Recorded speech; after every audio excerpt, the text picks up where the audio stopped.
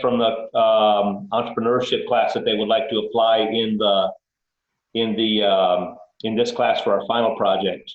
And well, I'm kind of developing some thoughts on that later, but I know that some of you do have some work from that other class. And I'm looking at that and kind of trying to develop a good way to actually, that they can utilize it but still have a good challenge in making it something that works for this class.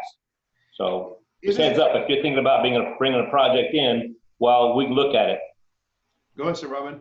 I just want to say hi. I wanted to make sure y'all are able to log on. And Robin. hi, it's good to see you all. Hi, Chef Robin. I'm just running IT, I guess, and so I just want to make sure everything was working for you. So I'll bug out, but goodbye, hello, stay safe. I'll see y'all later. Thank you. All right, bye-bye. Yeah, so on the entrepreneurship, like, Daniel was saying he has one. He's got his, and that's fine. He can go ahead and use that one for this project, but it's going to be a little bit different than what he made already for that final project. So what that entails is more of the demographics, the logo, the branding, and all that good stuff. This is more like a back of the house, more in depth. So he can use it, but he's going to expand on it and build upon it, make it higher than what he's got. Yeah, I feel it's hard to give full credit for a project that just came in from another class. He got credit in that class, maybe did good work in another class, but that means you don't have to do a significant piece of the project in this class. And I don't think that's fair to the person who has to build it from the ground up in here. So if you're using something from another class, I'm going to ask a document. It has to be shared, the document, this week before this week is out, so I can keep an original that you came in with, and then later I can see how you developed it at the end when it comes time to grade the project. I won't just take it and hand credit for it. I will not. Oh, no. I'm not taking the same project that he's got on entrepreneurship and then apply it to this block. He's going to use that everything that he's got in it, but it's going to build everything from the grounds up on this one and then plug in all the information on this project. Sure. Does that make sense, Daniel? Okay. Yeah, I'm just gonna do another one. I'm just gonna do like a little food truck or something from scratch. Same thing with Nick, right, Nick? You made this project before, right? Or started it with Restaurant Ops? Yes. Okay. So we're gonna go ahead and take the project, but you're gonna build upon it, make it more extensive in the back of the house, not so much front of the house. We're not gonna go into the blueprint about where the tables go, where the stoves and all that good information goes. So who we're missing? Jocelyn? Oh no, I'm here. Oh, okay, there you go. Let's see you. Daniel's here, right? Daniel Bolton? Yes, I Chef. think All right. there he is. Sean? Didn't make it? Crandall? How about Daniel French? Nope. I've not seen Danielle yet today. All right. Aubrey? Where you Saw at? Aubrey. Okay, there she goes. Okay. Raceling? Where you at? Okay. Mallory? Okay.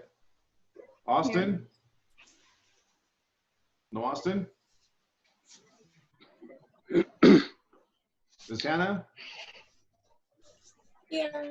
Okay. James? See James, right? Yeah, I'm here. Okay. What else? Nick, you're there. Daniel, you're there. Caitlin Roy? Here. Oh, there you go. Okay. Kristen? Here.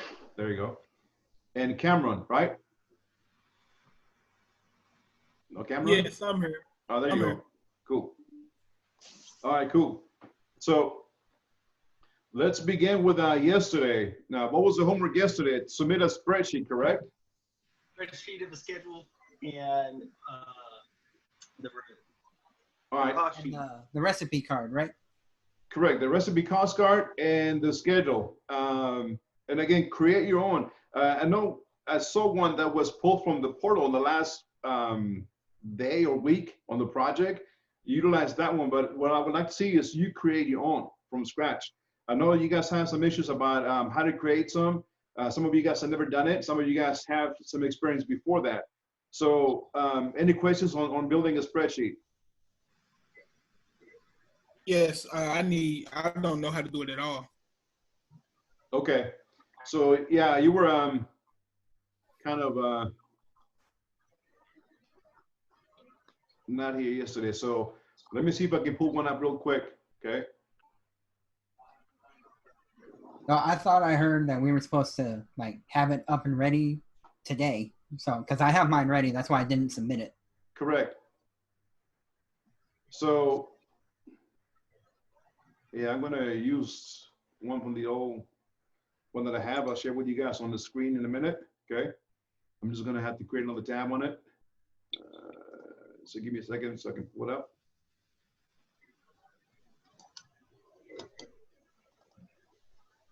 How many of you guys put them up in the portal so far?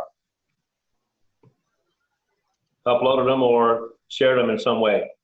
I did, Chef. I emailed mine to Chef Miguel. Got it. And I'll share with Chef Gary too, so you can see them. Cool. All right. Anybody else? Cool. Did y'all get my weekly timesheet? I did get that, Daniel. I looked at it just before class just now. The one for you had a guy named Jackson there? Yeah, they're all my boys. Yeah. All right, guys. So here's the Excel spreadsheet. Once you open it, it's going to have a blank one, right? So I'm borrowing this one that had all the I know I emailed you some of you guys. Did you guys all get it yesterday? All the spreadsheets that I sent out by email? The inventory sheets. I only got 2, the inventory sheets, like Daniel just said. Right. Only the inventory sheets. I haven't sent out the recipe cost cards. I want you guys to start practicing and building it. Once you do that, I'll go ahead and send what I got, share with you guys.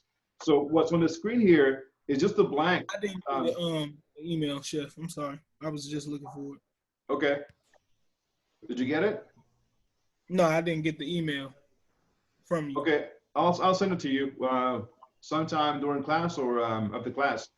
So again, once again, this is a blank spreadsheet, right? And so I want to go ahead and outline it. And it goes a lot 1 and 2I, and I think 42.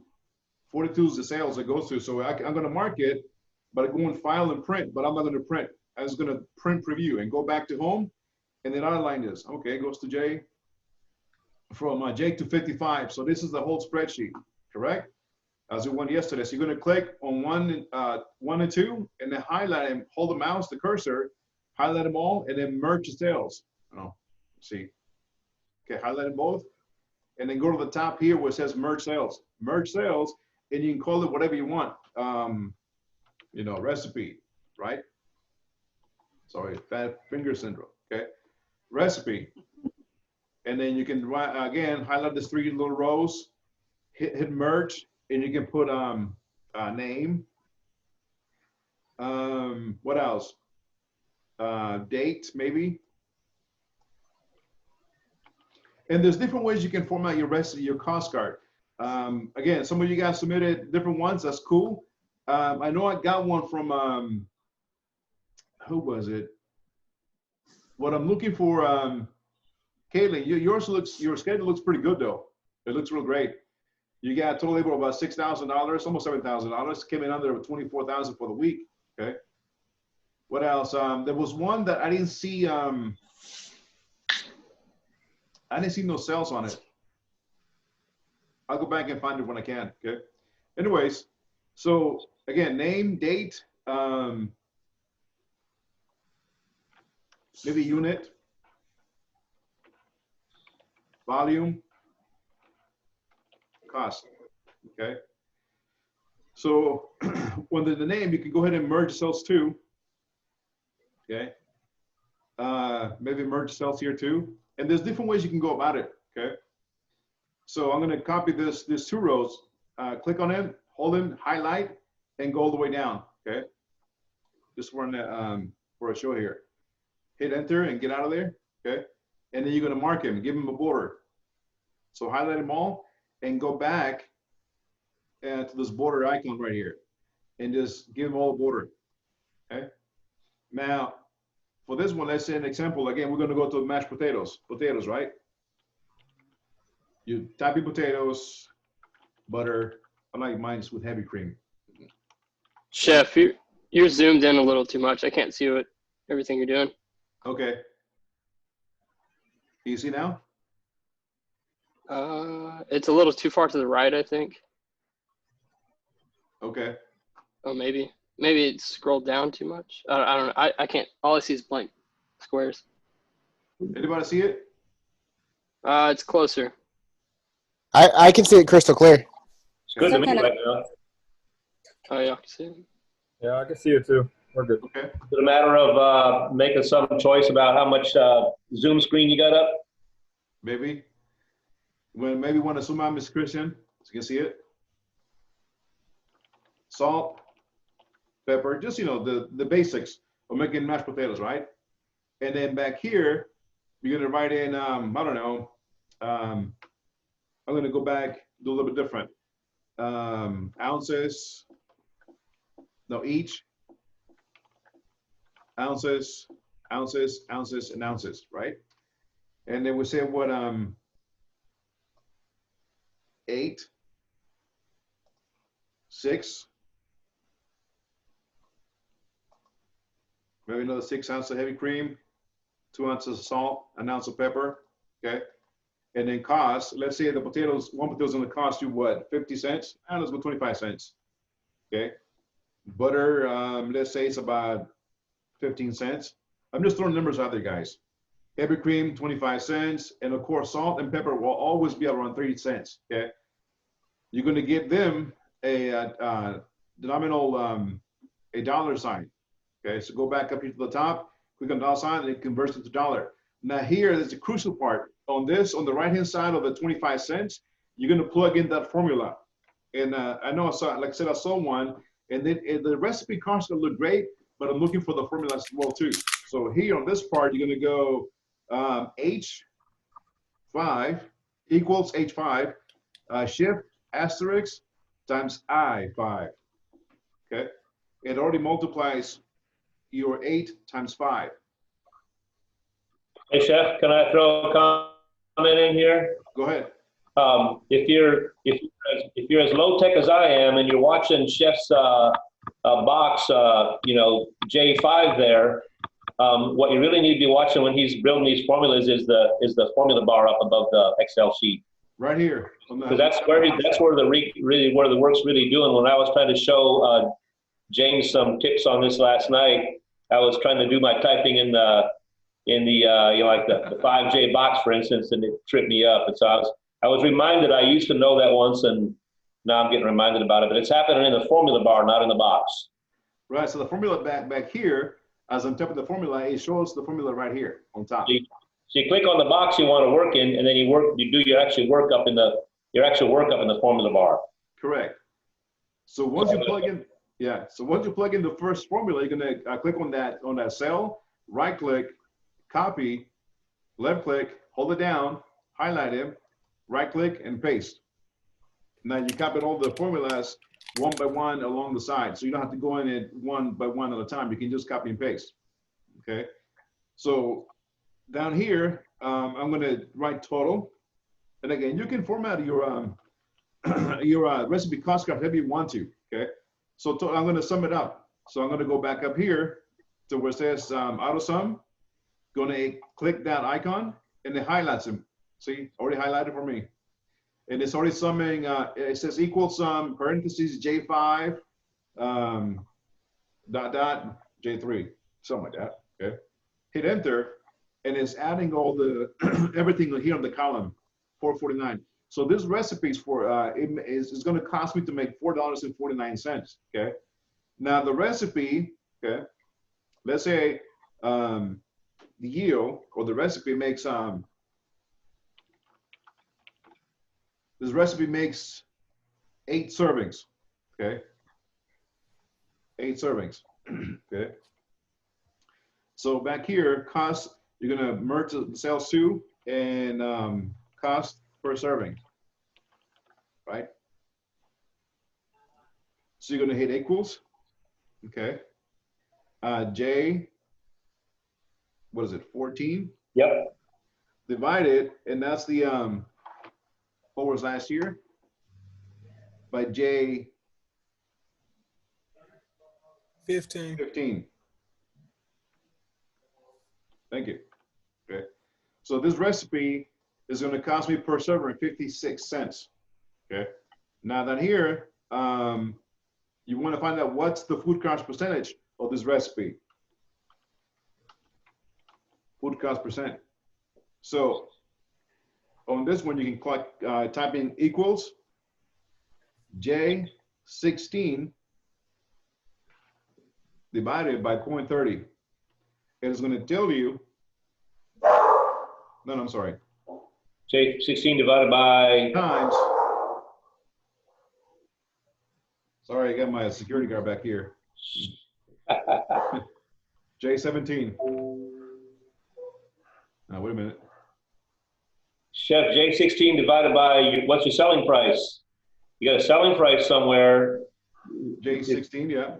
Then your J16 divided by whatever cell contains your selling price. J14. No? No, wouldn't it be the whole price, right?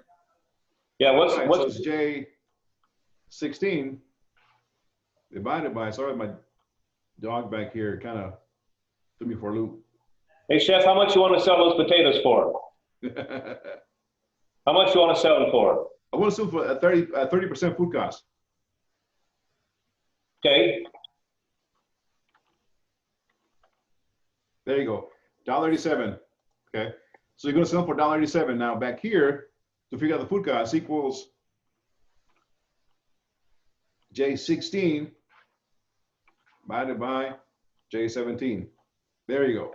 That is your food cost percentage. So now you're going to go back to the percentage button. Can you go over that one more time for me? Sure. Okay. So I had it backwards. So I'm going to go ahead and fix it. There we go. Cool. Okay, chef.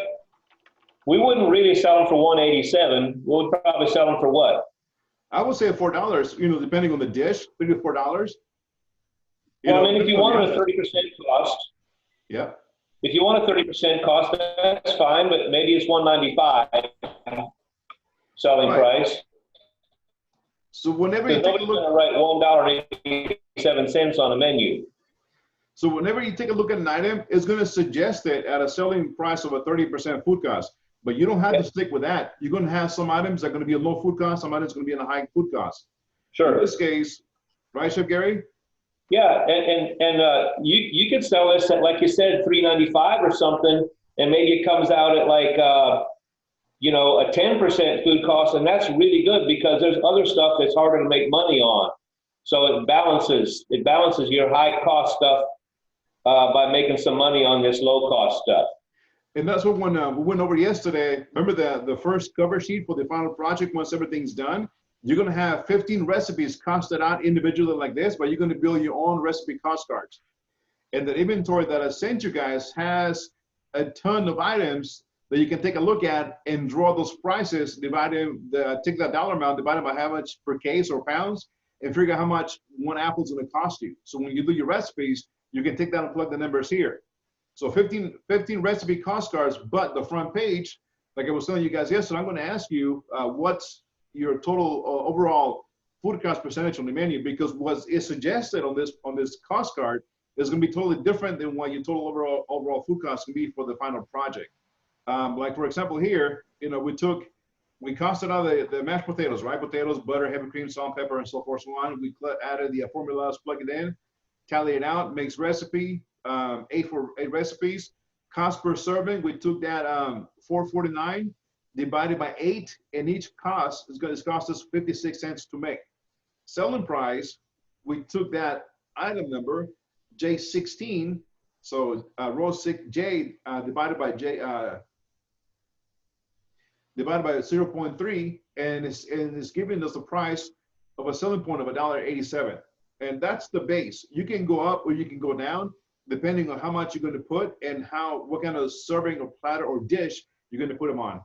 You can be old fancy, maybe do a little sprinkle parsley, some chives, have a nice fancy dish, and that price can either go up or go down depending on the kind of servers you're going to have. The bottom,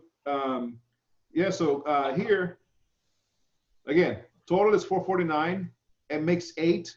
Cost per serving is 56. So if you take a look at here on the top of the formula bar, is J14 divided by J15. So divvies up.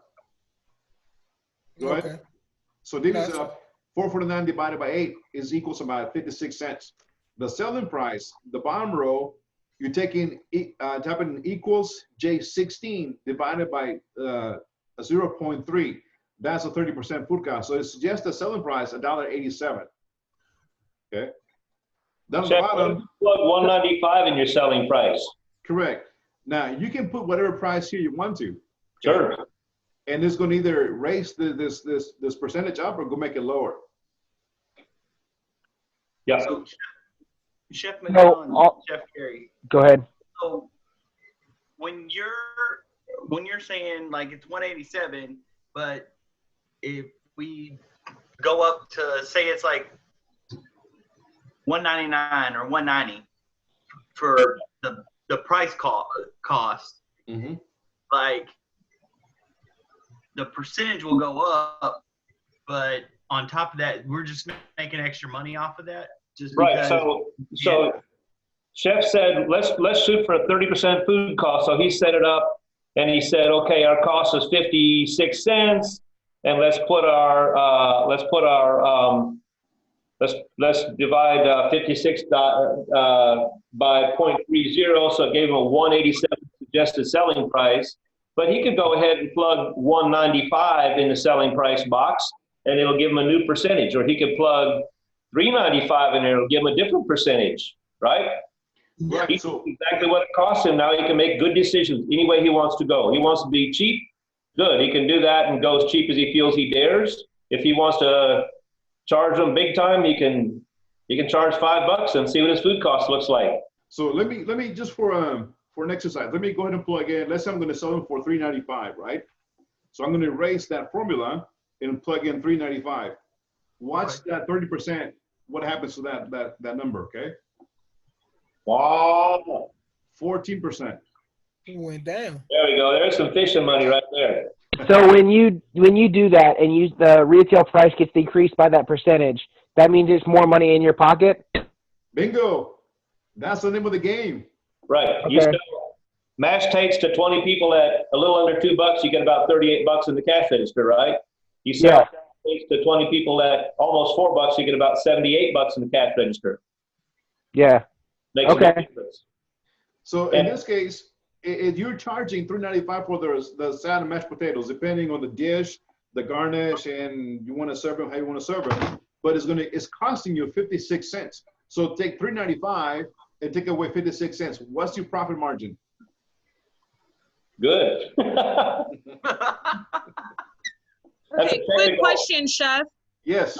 Now, as far as the food cost price, is 30% standardized? Is that where we should start, or does it just depend on your overall budget? I would target at 30% food cost, but once Okay. you complete your entire project and your menu, each item is going to be totally different, separate entity, and you can price them how you feel they should be priced accordingly. Like when you go out to eat at a restaurant, you take a look at the menu. Some prices are like high, some prices are low. So there's a menu mix of food costs. Some are higher, some are lower. In this case, this one is a lot lower. Maybe you're going to have steak. It's going to be a little bit higher because steak's kind of expensive. Okay. And So that's why I'm asking, because I'm looking at this as just the mashed potatoes. But if we're serving this as a plate, so let's say I do have steak on the plate and I also have asparagus, am I also costing those individual items at 30% for the food cost? Because I am going to combine the price at the end of the day for the overall meal. Comment on that, Kat. What I would suggest is you cost out your mashed potatoes. While here you know they're 56 cents of being with the same recipe. You cost out your asparagus. You'd cost out the steak. You'd cost out the sauce you put on the steak. And you'd add it up all in. If it's a plate that's going to be standard served like this is our plate on this steak, right? You'd put all on one cost sheet and you'd say, okay, it's costing me 56 for the mashed potatoes. It's costing me 70 cents for the asparagus, 10 cents for some butter, $7 for the steak, blah, blah, blah, 40 cents for the sauce. You'd add it all up, Kat, and right down there in the corner, you'd have a total of, $9.50 or whatever. And then the recipe makes one. And then you'd put your cost per serving at $9.50 because it's just one recipe, one time. Mm-hmm. And then you put your selling price in there. Oh, I don't know, $27. And you'd find out that your steak plate with your asparagus and your mashed potatoes and sauce and some butter for the asparagus, maybe some salt and pepper, 3 cents, right? You'd find out that your food cost on that thing is about 33%. And then you can say, well, I can sell a little cheaper and sell more, or you can say, no, I want to charge more for it because I believe I'm going to sell them easily. You have a starting point and you can make a good decision after that. Do I want to raise the price or what? Okay, so it's not necessary, and this is just my understanding, it's not necessary when creating a recipe to necessarily have each item separately. I can put them all together for the purposes of how the plate will be served to Correct. get my food cost. For that plate, you'll probably, if you're running a restaurant kitchen, you'll probably know exactly what a serving of asparagus is costing you. You'll know exactly what the mashed potatoes are costing you, and you'll know how much you're paying for the steak. And you can put them, and you probably have a cost card on the asparagus. You probably have a cost card you can look at and see how much your mashed potatoes cost, but you can just plug all those numbers into your recipe card and you'll be able to see how much your steak plate is costing you. And that makes life real simple. All right, thank you. Yeah. Chef Miguel, I have a quick question.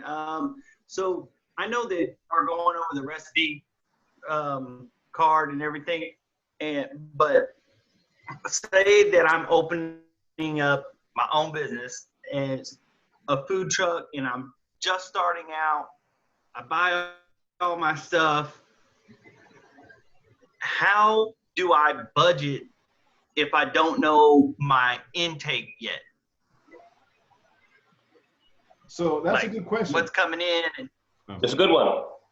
That's a good one. Now I'm gonna go once we get this one. I'm gonna piggyback at the question you just asked. Now, how do you budget? So when you create your menu, you're taking a look at each recipe, right? How much each recipe is going to cost you, and what's the items you're going to need, right? So take a look at that inventory that I sent you guys yesterday, and start making a grocery list of items that you're going to have the items you're going to have on your recipes on your food truck. Okay, so chef. Pull them out of there and put them in another spreadsheet and tally them. That's your grocery shopping list, but it already has price on it. So tally that, and that should give you your rough estimate how much to budget for to start a food truck buying those items. Roger that, chef. Daniel, are you also, sorry, chef, didn't mean it.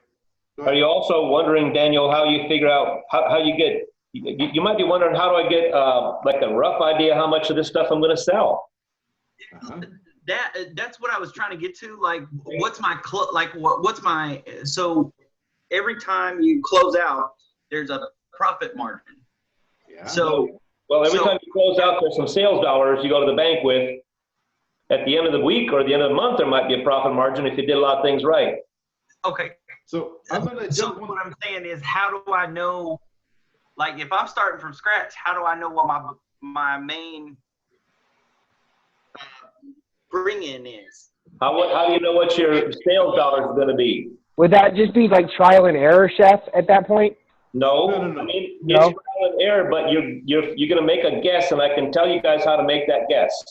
And then it's going to be an educated guess, and it's going to be a pessimistic guess, Danny. You're going to say, well, I'm hoping for this, and here's how I'm going to lay it out week by week or day by day. Here's how much I hope I'll sell. And every wild guess on this sales dollars that I make, if I think I'm going to do $150 on Tuesday lunch, which would be really squat, but it might be that skinny at first when you first start, right? And if you're saying to yourself, okay, I think I'll do $150 on Tuesday lunch, guess what? Tell yourself, no, not 150, 110, right? And be pessimistic, because if you can build a pessimistic sales picture, then you can actually hit the pessimistic sales picture or beat it you probably set your expenses up to fit inside that low dollar sales picture. And even if your first week or two or month is kind of slow, you won't spend yourself broke, you know? So here's how I did it when I started a cafe. This was before I had any idea what an Excel spreadsheet was. I still barely do, right? But I got a yellow pad, Danny, and I made me some columns. And my first thing was going to be, I was just going to operate lunches 5 days because I was a one-horse outfit. So I was going to do lunch Tuesday, Wednesday, Thursday, Friday, and Saturday. Yes, sir. And I was going to be off Sunday and Monday, and clean up and do some buying and get ready again and start it up again. Then after a few months, I started adding Thursday night and Friday night. And after a while, little by little, you make bigger hours and so forth as you develop the crew for it. So I said to myself, Tuesday, I got 50 chairs. I don't think I'll even fill that place one time. A few of the landlord's friends know about me. A couple people in the neighborhood know about me. How about I figure on 25 people? Okay, 25. And then Wednesday will be a little bit better every week because it's the middle of the week now, right? People have been at work a couple of days. Okay, 32. Thursday ought to be getting pretty good. These are still terrible tiny numbers, aren't they? Thursday, 35. 40, I'll be rocking like a big dog. Okay, 45 people. Whoa, Katie barred the door. Saturday lunch is kind of slow, but I'm optimistic. Okay, back to 40 again. So I add all those days up. What I say, 25, 30, 35, 45, and 40. So I don't know, what is 180 people? Yes. I figured 180 people the first week. I just put it on a spreadsheet that I created on a legal pad, seriously. And then I looked at my menu prices, and I said, well, I think I'm going to sell something to drink to everybody who comes in the door. Iced tea was $1 or something. I said, okay, if I have 35 people on Tuesday, I'm going to have $35 in iced tea sales. And then I looked at, okay, I've got $5 menu items like a hamburger, and I got a $7 menu item like a pot roast. I got 4 or 5 simple items. I said, okay, if I have 25 people, 10 of them are going to eat hamburgers, 7 or 8 of them are going to eat pot roast, and the other 7 or 8 are going to eat other small things. So I said, okay, 10 $5 customers, 10 $7 customers, and 10 $6 customers, whatever. And I just added it up, and I said, okay, I'm going to sell a dessert to 1 in 4 within 11. So I have 25 people, I'm going to sell 7 desserts that day. It's not optimistic, but I wasn't dreaming I was going to sell a piece of chocolate cake or a piece of apple pie to everybody who walked in the door. That does not happen. So I added up, and I found out that my Tuesday sales, 25 people times about $7.50 a person, right close to $200. Okay, that's my damn Tuesday. I have the same thing for Thursday, so Wednesday and Thursday. And when I got to Friday, I said, man, it's almost the weekend. People are cutting loose a little bit. They're going to go ape shit in here, and they're going to spend $850 in here. Plus, I had figured on 45 on Friday. So, okay, $850. Wow, I'm going to have $360 in sales. And I just added it up. Okay. And I was a little pessimistic the whole way. Like, if I was hoping to sell 10 desserts, I said I figured on 8. If I was hoping to have 45 customers, I figured on 32. And I got all done, and I had, I think my first week projected $1,700 in sales. And I did that for about 3 or 4 weeks out, hoping it would climb a little bit, just a little tiny bit. And guess how many sales dollars I did in my first week? About $1,800. Oh, wow. So if you apply thought, look at your menu prices, and build a picture that's not too optimistic, don't think you're going to go crazy right away, and then do your food buying and your prep based upon some kind of conservative figures, you'll hit it. If I was in a crazy busier location with a lot of traffic, I could have been more likely to be wrong, but I could have taken a little bit higher wild guess about my customer counts. Okay, Chef. All right. I see where you're going with this. That is, but you can really project it like that. You really can. And once you get about 2, 3, 4 weeks, you can really start to see where you're going. It becomes easy to get a pretty good idea how much stuff to buy, how much to get ready, and all that. All right. Okay. Chef Miguel. Go ahead. I missed some of those formulas while Danny and Chef were talking. Can you go back over them, like on the daily, monthly, weekly, and yearly? Okay. So what I did when Gary was talking, you know, you're asking about how to forecast how much you're going to sell, right? This is just a little practice. So I made a little menu here: nachos, French fries, beverages, burgers, right? So the nachos I priced them at $4, French fries at $2, beverages at $1.50, burgers $8. So average take per person, okay? They're gonna order nachos, fries, a beverage, and a burger. So $15.50. How much do you spend when you go to Whataburger? 10, 12 bucks, right? Give or take, 15 bucks maybe? Yes, chef. Okay. So within about rollers. within about 2-hour service, I'm serving 150 customers at $15.50 each. Okay. So I'm taking that number here, what says average daily sales. Yes, chef. And a plug-in equals F18 times F17. So taking this number, 1550 times 150. That is my daily sales for one day if I'm only open 2 hours. Okay. Now at the bottom here, average weekly sales, I'm taking this number, the 2,000, and multiply it times 7. This is $16,275 a week in sales. Okay. Yes, sir. A month, I'm taking that number, and it's supposed to be F19, F20. Okay. So I'm going to go back and do F20, not F19. That's too low. Okay. Monthly sales about $65,000 if I continue to be on that train. Now, given that some days are going to be low, some days are going to be high. This is just the average ballpark. Yes, so monthly sales, 65,000. Yearly sales, almost $1 million in sales by selling those items. Now, you go back to the question you were asking, how much do you forecast?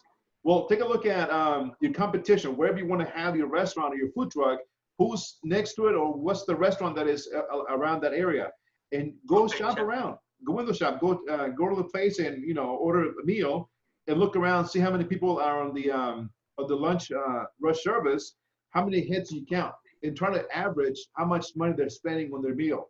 Okay. And that kind of will give you an idea how much money you're going to generate. Okay. You can't go blinded. You got to go and window shop first. And that'll give you an idea. So when you're planning on it. Sorry, Chef. You'll find yourself doing some funny things like that when you try to project how much business you're going to do. When I had lunch and I was starting to think about doing breakfast, I just got in my car real early in the morning and I drove up the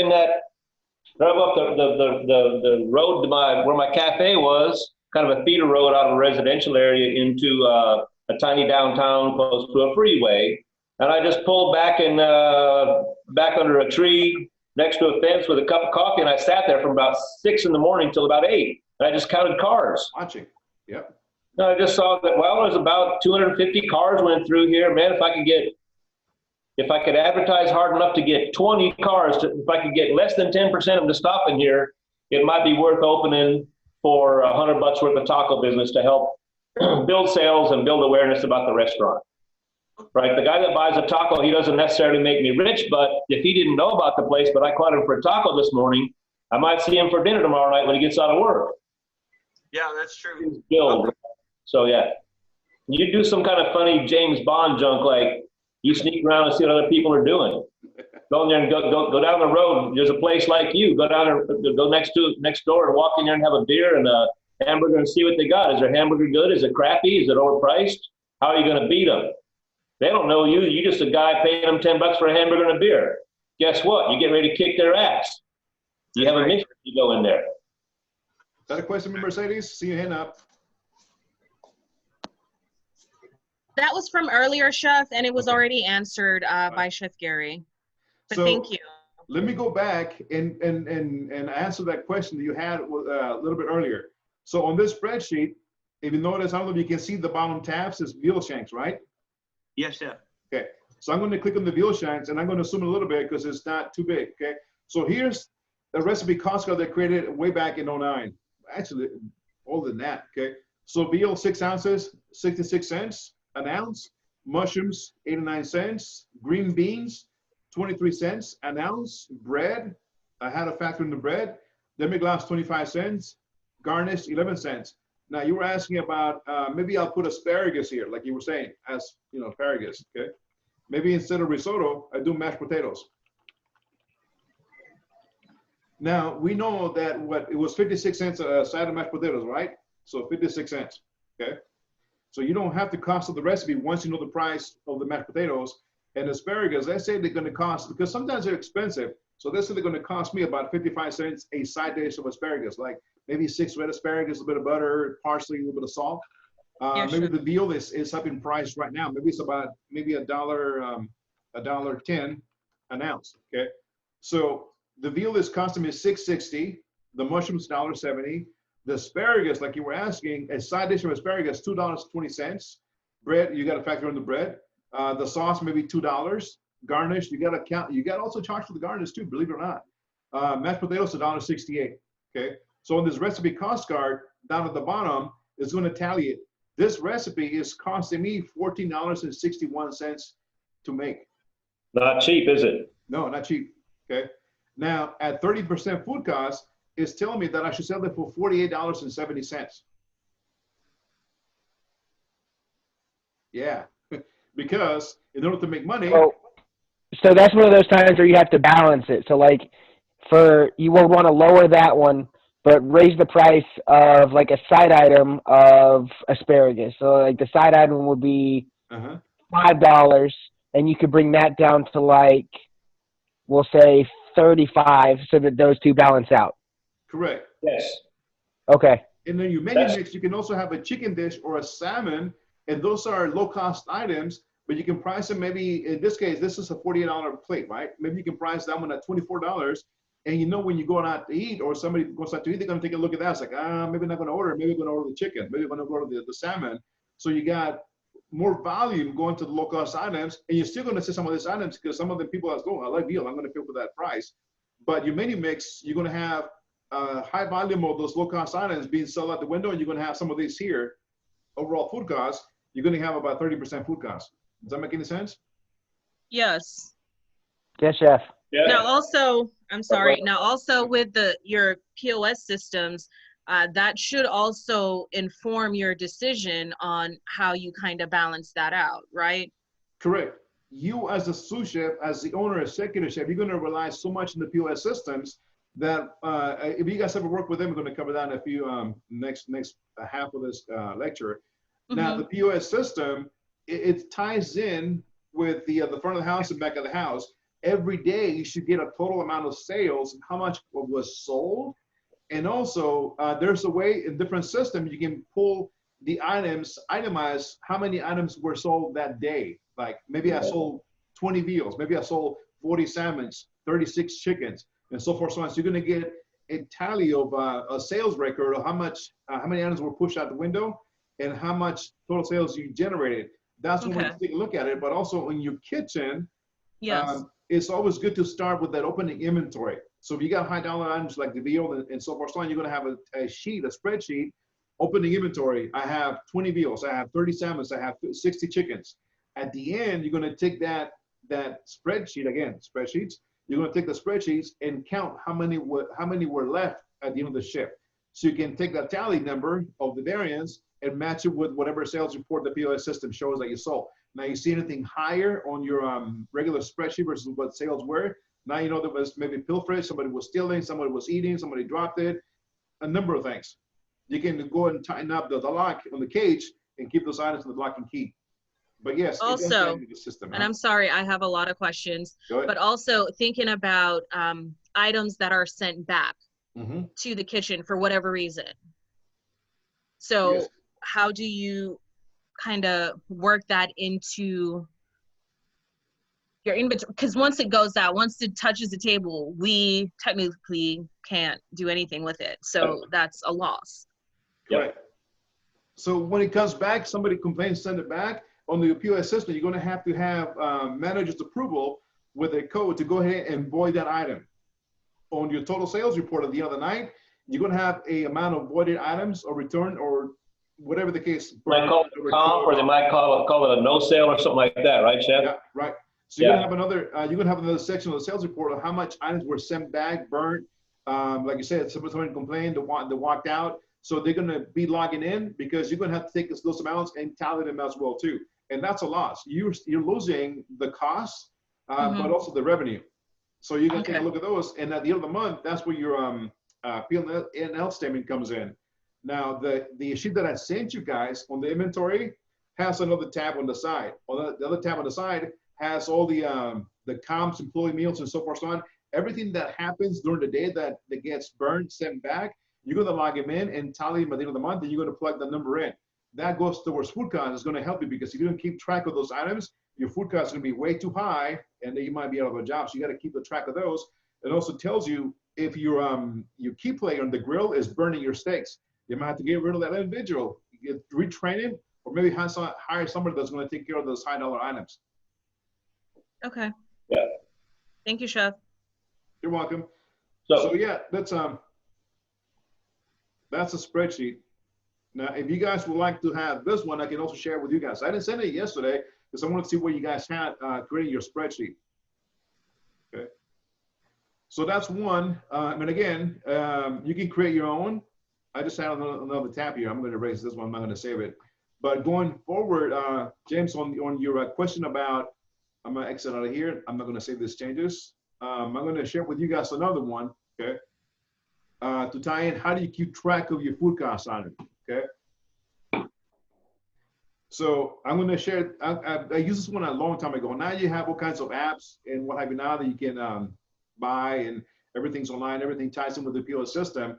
But you, as the chef, you're going to have to keep control of your invoices. What comes in, you know, when Cisco delivers a product, Benny Keith, whoever you decide to buy from.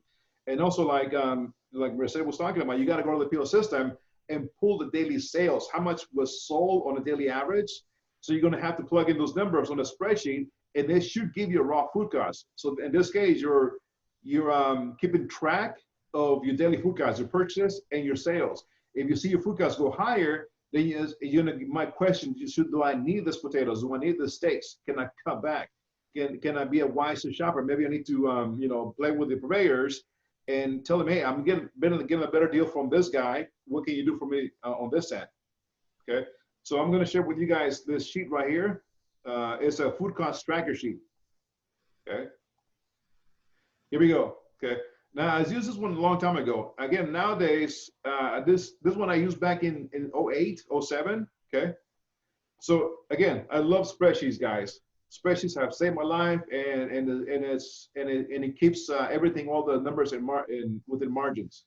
So this spreadsheet, it has who the purveyor was on day one. See at the bottom left here, day one, Cisco purveyor, invoice date, when that invoice arrived to the back door. Invoice number, very important for accounting, because you gotta, pay the invoice number. Okay, otherwise, you have no idea who you pay for. Who are you paying? And you got to keep track. You got to be an accountant. Invoice number, and what account did it go to? What number did it go to? Okay, so you keep track on it. I know sometimes it's a pain because you're too busy in the kitchen, but if you don't spend the time to keep control of what's coming into your back door versus your sales, you're gonna be in a heap of trouble. So keep track of what's coming in. So day one, okay, how much was spent on day one? Let's see if I can backtrack a little bit. Okay. Day one, I spent $1,500, okay, on day one. I went light. Day two, I spent $3,000, okay? $3,000. And this is an actual sheet that I used in the past, okay? This is an actual live sheet I used back in 08. I just kept it. Anyways, how much was spent, right? All the way down to the last day of the month, which was day 35, 34, day 30, 29, day 29. So everything that came in, whatever day came in, whatever date that invoice had, I logged it in, okay? Now, here we go. This is the crucial part. This is where I took a look at it. So on Friday, on December the 18th, I spent $2,648. My sales were $18,000. Okay. So every night I would get the sales report of how much food sales had happened the day beforehand, and I would plug them in. I had already had my invoices in. All I was waiting for the next day for accounting to kick how much in sales, food and sales happened the day beforehand. Sales on December the 19th, 27,000. Not so much on the 20th, $400, $600. So total sales for that month, we generated $289,600 in sales. Okay. How much was purchased?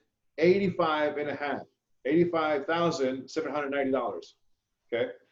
So this spreadsheet, again, I love spreadsheets. Okay. This is what I call a raw food cost. This doesn't give you the monthly totals on the P&L statement. This kind of gives you your average on a daily basis. Okay. Again, compiling your invoices versus your sales. So my raw food cost was sitting at 29.6%.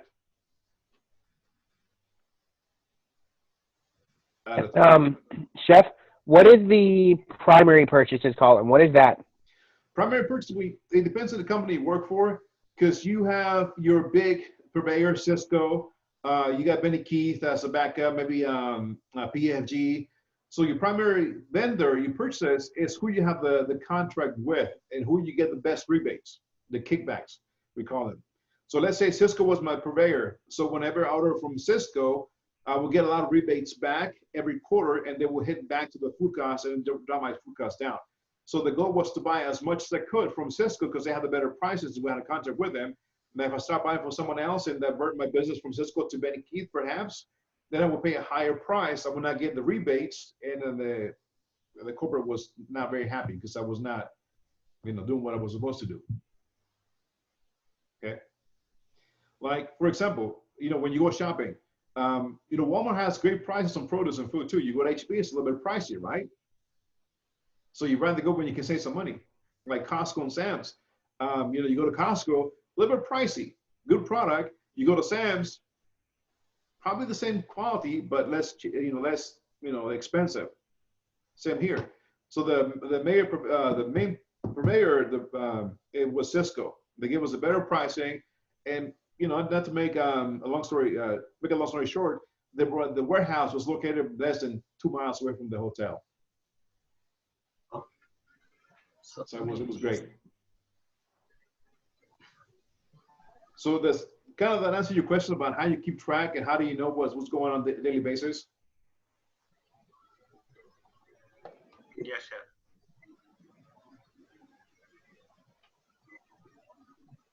So that's what we're looking at as far as the food cost recipes and the food cost tracker. Okay. Now, again, I can send you that spreadsheet for you guys to email again, so you guys can take a look at it. Maybe you want to use that. I don't know. Okay. Maybe you want to expand on it and then create your own recipes out of that one. That's cool too. Okay. So that's the food cost tracker. Okay. Now let's take a look at. If you could send me all of those, Chef, that'd be cool. What was that?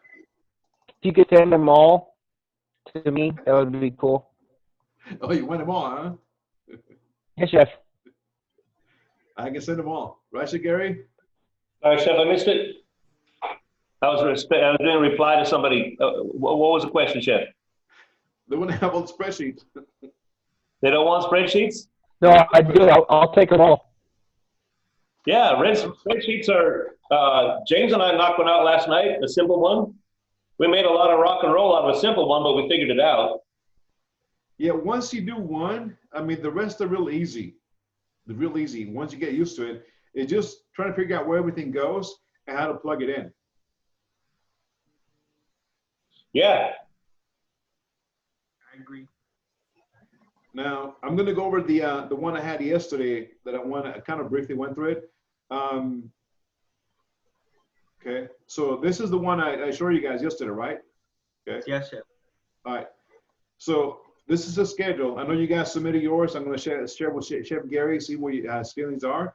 And again, this is a schedule that I created back in, I don't know, a long time ago. Okay. These are actually cooks. Okay. The guy you see here is Sam Hunter. He's no longer with us. He passed away about 4 or 5 years ago. He had a car accident. He was an awesome breakfast cook. Okay. So these are actual people. Okay. Anyways, schedule down here at the bottom. I know, James, you were talking about how you forecast. Forecast is a big one when you work in the industry, restaurant or hotel, because you got to figure out how much capture you're going to have so you can tell your cooks to be ready to prepare enough food, enough product, and also for you to purchase enough to sustain you throughout the whole day. Because the worst thing that can happen is we hate that number that we throw out every once in a while, especially when it's busy, when we say it's 86 because the servers don't understand that, right? They will keep on selling product even if you run out. Okay, so down at the bottom here, and again, we have Saturday, Sunday, Monday, Tuesday, Wednesday, Thursday, Friday on the bottom of the schedule spreadsheet. Breakfast, 150 covers for Saturday, 200 for Sunday, 100 Monday, Tuesday, Wednesday, Thursday, Friday. So the biggest days were Saturday and Sunday, and those can fluctuate. For lunch, how many covers? 120, 180, and so forth, so on, all the way down to Friday. Same thing for dinner. So total covers for the day is 520. So total covers for each day. Okay, the check average for breakfast was $18, 18 maybe 15 on Monday because it's a lot slower. For lunch, 28 on that day, 55 for dinner. And this is the total sales according to what I was forecasting to sell that day, how many covers to capture. So 13,000 for, what is it, Sunday, Saturday. So 13,000 Saturday, 5,000 Sunday, 2,000 Monday, 2,000 Wednesday, Thursday, Friday, and Saturday. So total sales for the week was about 85,000. A lot of numbers, right? But when you're running a restaurant, you got to take a look at how much to expect to sell, how many customers to serve, because this is what you depend on. Okay, so covers refers to the amount of people that are being served, correct? Correct. Okay. Covers is a number of customers, right? So for breakfast, 100, we call that covers. So 150 servings, so 150 customers are going to come in the restaurant and order breakfast or covers. Sunday 200, Monday 100, 95, and that's always days. And they can go up. It depends on the month, the season, and whatever is going on that day. Like, some places here, when we have not this year, South by Southwest, all the restaurants ramp up because they know they're going to get slammed. So their sales they're going to increase. They should have increased every year because how well they do. Okay. So yes, covers is the amount of customers you're going to have those days, and this is the check average according to what your menu is. Okay, for breakfast, for lunch, and for dinner.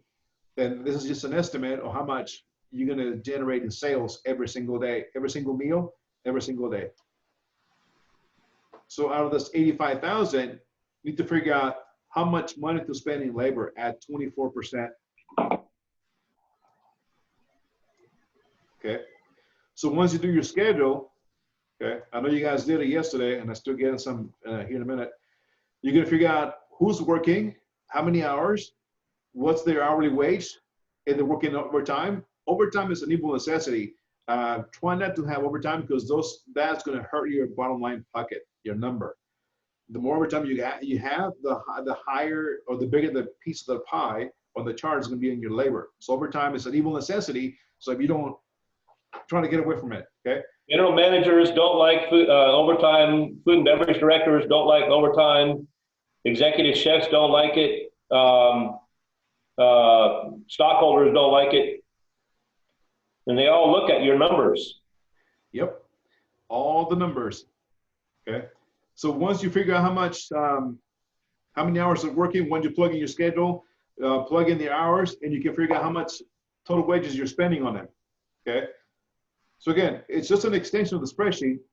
How much you're going to give him, how much money is generating.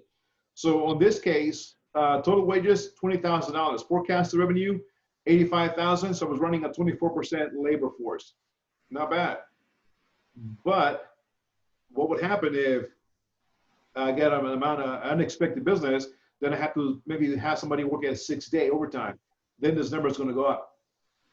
And this percentage might go up too. So you got to be careful. You got to walk a fine line between having too much total wages versus the forecasted revenue. Because what if one of those days the business drops and then you're like stuck with all this labor and there's no revenue. Like all the restaurants that closed down because of this, the season going around, they already had their schedules plugged in. They already had spent money on the labor, and all of a sudden they got to shut down. They lost. It's a big loss. Okay, so what you're saying is that we should always try to keep our labor percent at approximately 24%. Ballpark 24%. The lower you keep it, the better.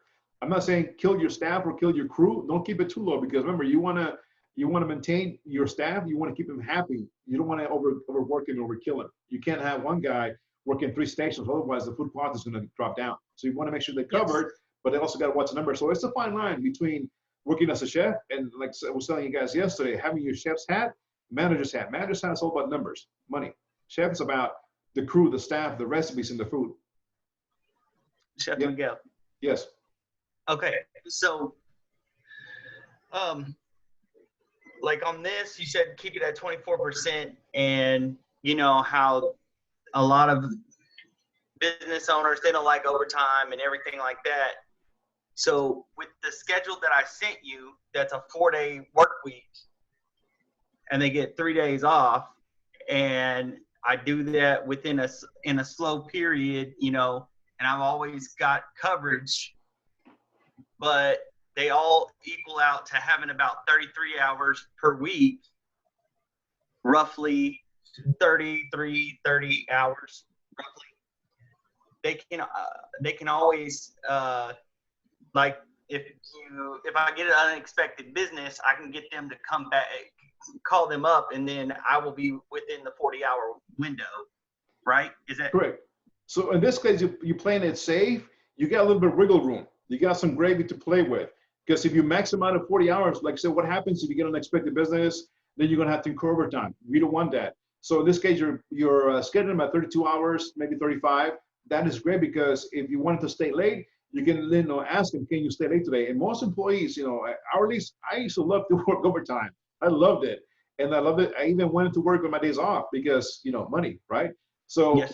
You can also bring him if you have an unexpected amount of covers that you're going to expect the next day. You can ask them, can you work tomorrow? They'll mostly like to say yes, because again, hourly want to bank on that 40 hours a week, because if you're running a restaurant and you offer the 401k, the health insurance, anything below 32 hours, you're going to have to classify them as part-time, and they might lose their benefits. So you got to kind of keep them happy. You want to keep your crew satisfied and well taken care of, giving them at least 32 hours so they can keep their full-time status. Yes, chef. Yes, chef. I also think if you can, I think if you can run them 35, 38 hours, that's a little bit better income, and you're not quite so likely to lose them to other stuff. If right now, if you are running a restaurant, you got your pick of all the best cooks in town. But in a different world, which could be, it was a year ago or 2 months ago, and it could be a different world next year, you could be competing and having a hard time finding the best cooks. And if you're running 32 hours thinking you're doing such a great, smart thing, and you're paying not very much cook money, and the restaurant business is heating up and you're sleeping at the switch, and all of a sudden in a 1 week, 3 guys come in and tell you, well, I'm leaving, and you ask them what's up. They say, well, nothing against you, chef, but I got a guy that's bumping me by $2 an hour, and he's going to give me 39, 40 hours a week, and even tells me I'll probably get 4 or 5 hours overtime a couple times a month. Right. So if you run your schedule too light and your hourly people can't make a living, you might regret it when you lose some really great people that you would be expensive to replace and hard to train up new people to replace them. I see that, chef, but also like one thing I took that into account when I was making the schedule, and because I had them on that 4-hour work week and they were averaging about 33 to 34 hours, I could bump their pay up at least another $2 to $4 more than the average person could actually give them the money. I like that. There's a lot of folks that love a 4-day week, even if it's a pretty intense day. Better money by the hour, work 4 very, very good, steady, very productive days, go home wore out, but you got 3 days to recover, 3 days for personal life. There's folks that think that's a very good theory. There's a lot of new managers thinking that that's something, not just in the restaurant industry, but there's a lot of folks thinking that is a good way to think about the world of work going forward after COVID-19 passes. Yes, chef. So I'm going to pull your schedule here in a minute, Daniel, so we can take a look at it and see what you're talking about, okay? So as we go along, guys, ask questions, because I know we're kind of going a little bit faster, but I'm trying to go back and then go a little bit slower so you guys can build your spreadsheets and understand what the mentality and the psychology behind having a spreadsheet. Because when you're driving that bus, you got to see through the window. You can't have your window all foggy and all dirty and nasty. You got to be able to see and forecast and kind of predict what's going to happen so your staff is better prepared.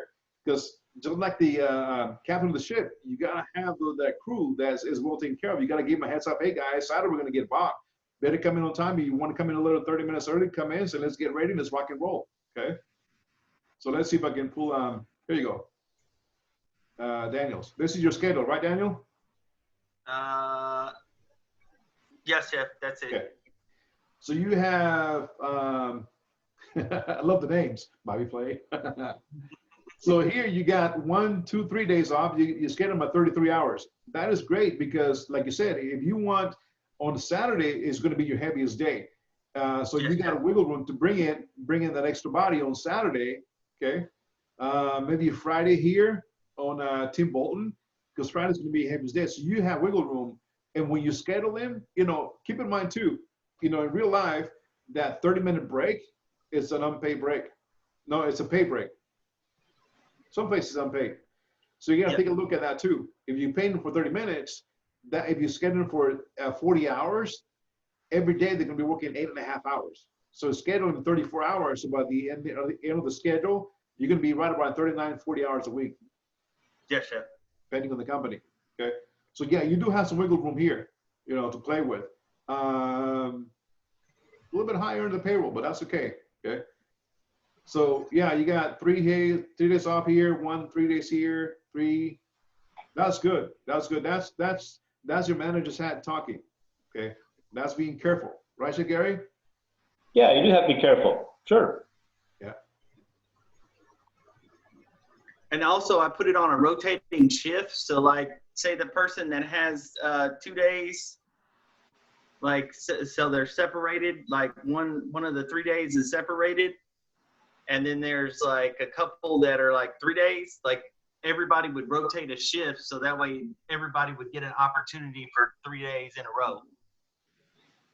And speaking that, long-term and in the future, when you do have that 18 crew, it's also good to like rotate the days off. Maybe, give one a Friday and Saturday off so you can go have, fun with the family and, have a personal life.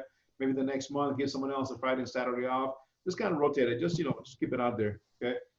So that's what I did. Labor, right? Total labor, you're looking at about $9,852, right?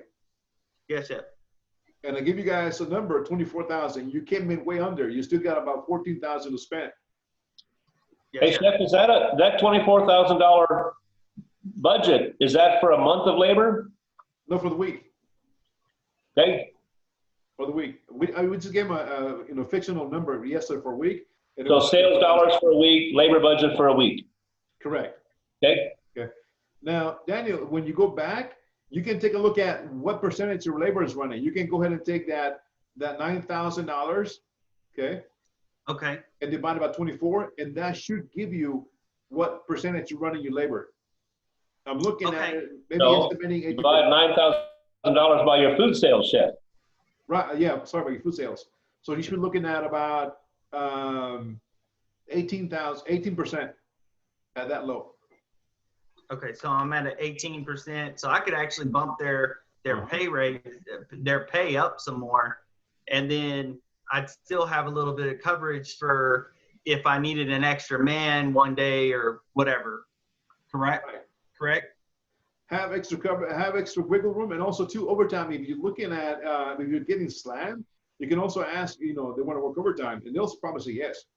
If I was me, I was like, sign me up, as much overtime as I can. So you have wiggle room because you got $24,000 to spend, but you're only spending $9,000. So you're right on the mentality. But just a side note, be careful because when you work at certain places, if they give you a budget and that's how much money you got to spend it wisely.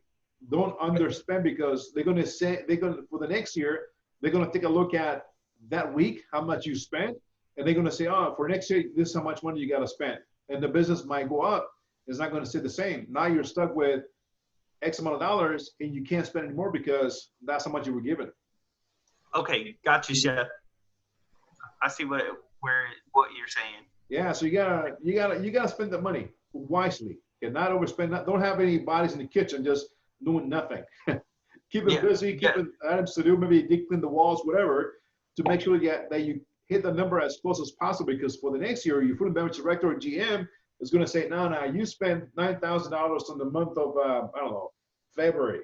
For next year, I'm going to give you $8,000, and they'll play that game with you. Okay. Yeah. I got it.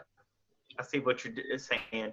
So in this instance, so if I bumped it up, like say I bumped up their pay an extra $1 a piece, and that brought that up, and then I gave some overtime here and there, that would jump it up to around the $14,000 that we're talking about roughly, and then I would spend almost half, a little over half of what I've got to spend on my budget. Correct. Okay. And then they would probably look at that and say, hey, if he hires a couple more people, then we could add some more on the budget. Correct. Got it. Because what's your sales forecast for this to match this schedule? I forget what it was. I don't remember what we said it was going to be. But it was 24. I think it was $100,000 because 24. It was $100,000. Yeah, $100,000. Yeah, because it was 24% out of 100,000, so it came out to be $24,000. $100,000 a week. Correct. And just a picture number, Yep. So does that make any sense for you guys?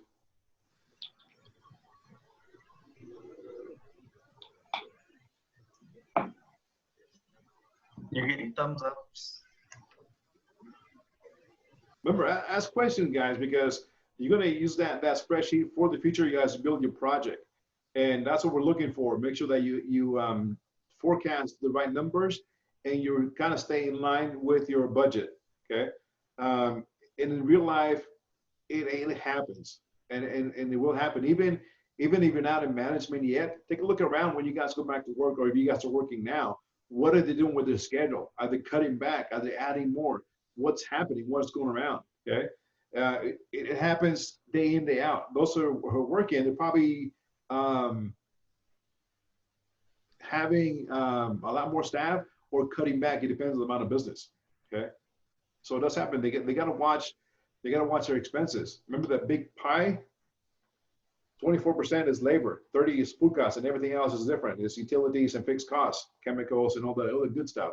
So the more you can bring that pie chart, that pie weights down, and keep the numbers down, you're going to generate more profit. Does Danny's labor budget, I didn't really look carefully at the Excel he had up there, Danny. Does that labor budget include front of the house staff? No, I thought we were only supposed to do the back of the house. So I only did back of house with dishwashing, prep cooks and chef and managers. Okay. Does it have to be like that? What if I add, because on mine I added like the front, I added like waitresses or waiters. Should I not do that and then add just like managers instead? Well, you can too. You can add wherever you feel feasible is going to be your staff, because if you're the owner, you're going to have to watch that labor that's front and back of the house. So that's going to hit the bottom line number. You can separate in the schedule however you want to, maybe, back of the house or front of the house, but everything falls in the same category. Okay. Chef, I remember when we used to, as crew chiefs in restaurants, we used to have to, one particular operation, crew chief had to be aware how many people he had on the staff and how much dollars he was spending every hour. So like you didn't stop during a line, during a rush and say, how many dollars did I spend? But you kind of knew, like at 4 o'clock, you knew how much money, how many dollars hourly you were hoping to spend on that shift. And you knew that if you kept your 2 lead cooks till 11, and then you'd let your number 3 cook go at 8 o'clock as soon as things slowed down and blah, blah, blah, you knew that you could probably hit maybe about 12% kitchen labor. So 12% of your sales dollars were spent on kitchen labor. And then in the front, they would spend maybe something like 10 or 12% on service labor, waiters, managers, bussers, hostesses, and things like that. So in those days, they spent about 10 to 12% of their sales dollars just to pay the kitchen labor. Correct. So if I was building a restaurant today and I had service, I'd probably try to have 25%, 24% being spent on back of the house and front of the house. If that was the case, that might squeeze my cook budget a little bit more because they got to make room in the budget for the waiters and all that stuff. But remember, when you have front of the house, their hourly wage can be a little bit lower. Okay. It is. Yeah, it's true. So their labor percent is going to be a lot lower. It should be by 12 to 14%, not 24%, because the servers, you're paying them what the average hourly wage for a server in front of the house is, which is, I don't know, $3-4. What is it? $2.75 an hour. $3.75 an hour, because most of the revenue comes from the gratuities, the tips. Right. So your front of the house labor is going to be percentage is going to be a lot lower. Some restaurant operators are rethinking that now, and they actually want to pay more money because they believe they'll get better waiters and keep waiters longer. They're trying to get away from that $2.95, $3.95 thing and pay $7 or $8. So if you make $150 in tips and you pick $50, $60, $70 as wages, they think that if you're good, they're hoping you'll stay. So there's a little kind of a rethink in the industry there right now. Right. Anyway, that's all I got to say about it. Sorry. Yes, sir.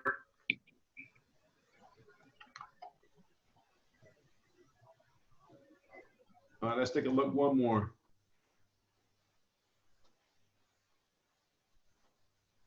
Caitlin, right?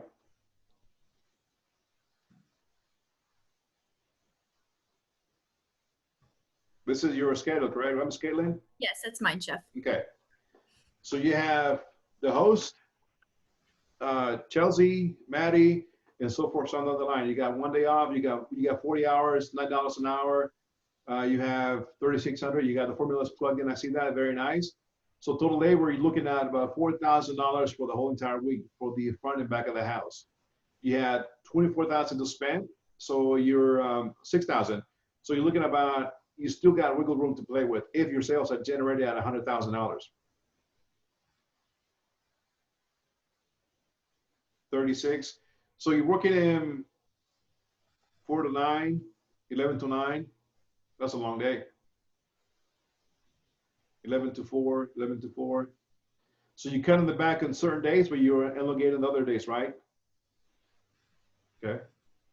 So total hours 36, 40. Now these ones you're keeping them under the 40-hour a week, except for 43 and a half. That one you have to figure out the overtime they're incurring on that one. Okay.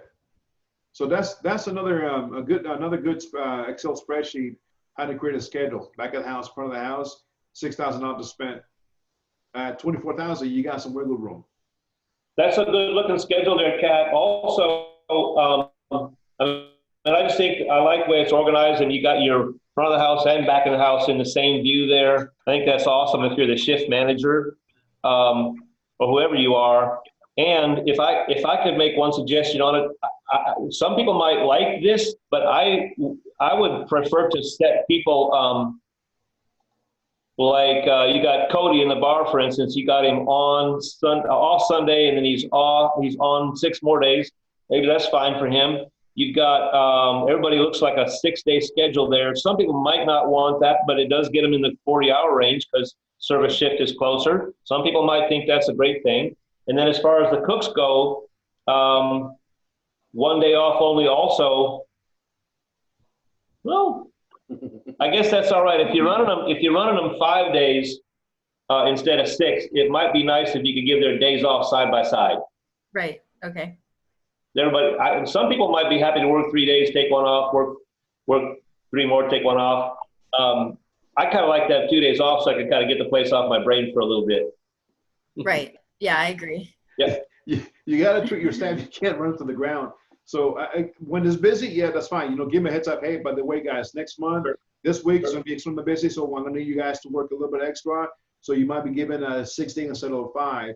And they'll know because if they work with you for a long time, throughout the years, they'll adjust their lifestyles to the schedule because they know during that time is going to be busy. They're going to bank on the money. When it's slow, you might give them 3 days off, so they're going to be able to work that schedule. But if you don't, yeah, try to give them 2 days off so they can get some rest and get some kind of, And asking extra hours like that works out pretty good if you're smart enough and looking ahead well enough that you can let them know a week and a half, 2 weeks in advance. Like you can see a couple of heavy weeks coming, and you see you're going to have to run your cook 6 days, 2 times like that. That's one thing. If you tell them 2 weeks in advance, for some people it'll be a whole different thing if you tell them Friday night before the schedule goes up. Gotcha. Yeah. All right. Good. Yeah, so great schedule. Christian, this is yours coming up next. Okay. Jeff, I got a question. Are we going to look at all of ours? Because I emailed mine to you. No, I was going to go over a few, not all of them. Just want to, Just curious because mine's not following a lot of these, so that's why I was curious. Okay. So this is yours, right, Christian? Yeah, I piggybacked off of yours quite a bit. Okay. I don't know. I never made a schedule like that before, but that's I'm only used to working 12 on, 12 off, 7 days a week, so that's as best I could. Pretty concrete, I guess. That's good though, because you have here the head chef 2 days off, sous chef 2 days off split, lead line cook 2 days off split, 2 days off split here and so forth so on. You got them at 40 hours, their hourly wage, and then I see you got the only thing you don't have is the formula that's plugged in. Yeah. With the split thing with Tuesday and then to have Wednesday off, but Tuesday and Thursday a working day. The whole split there, I was looking at if they got off at 2 p.m. and I needed them to come back, I guess, for 2 p.m. because the only other person working with them, they're working in a.m. I wanted them to have, I guess, a day off to come back the following day, the same time they got off. So you're not and just a rest period. So they're not being the clopin, right?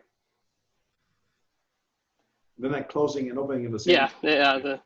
Get them up 2 o'clock and then 2 o'clock the next day in the afternoon. That's good though. The only thing I see here is your formulas. Okay. So you probably did it with the calculator on the side, but plug in the formulas here. Okay. So you're going to take on M on the first row, you're going to take K5 and then times it J5 or asterisk equals K5 asterisk J5. And it should give it that number. And then just copy and paste all the way down. Oh, okay. I hand jammed it. I used my calculator, I guess. Yeah. I'm still got my training wheels on when it comes to Excel, but I got a couple of thoughts there real quick, if I could, Christian. So if you look, I'm looking at, like, for instance, your evening shift, I guess your kitchen guys, you got Jimmy Page and Robert Plant. Oh, that's good. They've been working well together for a while now. They work well together, right? So, but if your restaurant closes at 10, you're not going to have an 8-hour shift. If you're bringing them in at 2 and the restaurant closes at 10, you're going to have a 9-hour shift. Oh, lunch period. Maybe you bring somebody in at 1 and get him out of there at 9, and bring somebody in there at 3 and get them out of there at 11. You got one person to close. I mean, I don't know exactly, but I mean, you figure some way, you have to finagle that some way that you're not incurring overtime every time you run a shift. Okay. If you close them at 9, you're good. But hell, Jimmy Page and Robert Plant are just getting woke up, just getting revved up at 9 o'clock. Yeah. All right. Yeah, so one suggestion would be plugging the formula. So you got spending about $9,000 for the week. You got $24,000. So you still got a lot of wiggle room too, like the rest. Okay, just gotta work it in as you go. But it looks good though. Looks good. Okay. Thank you. Let's look at one more.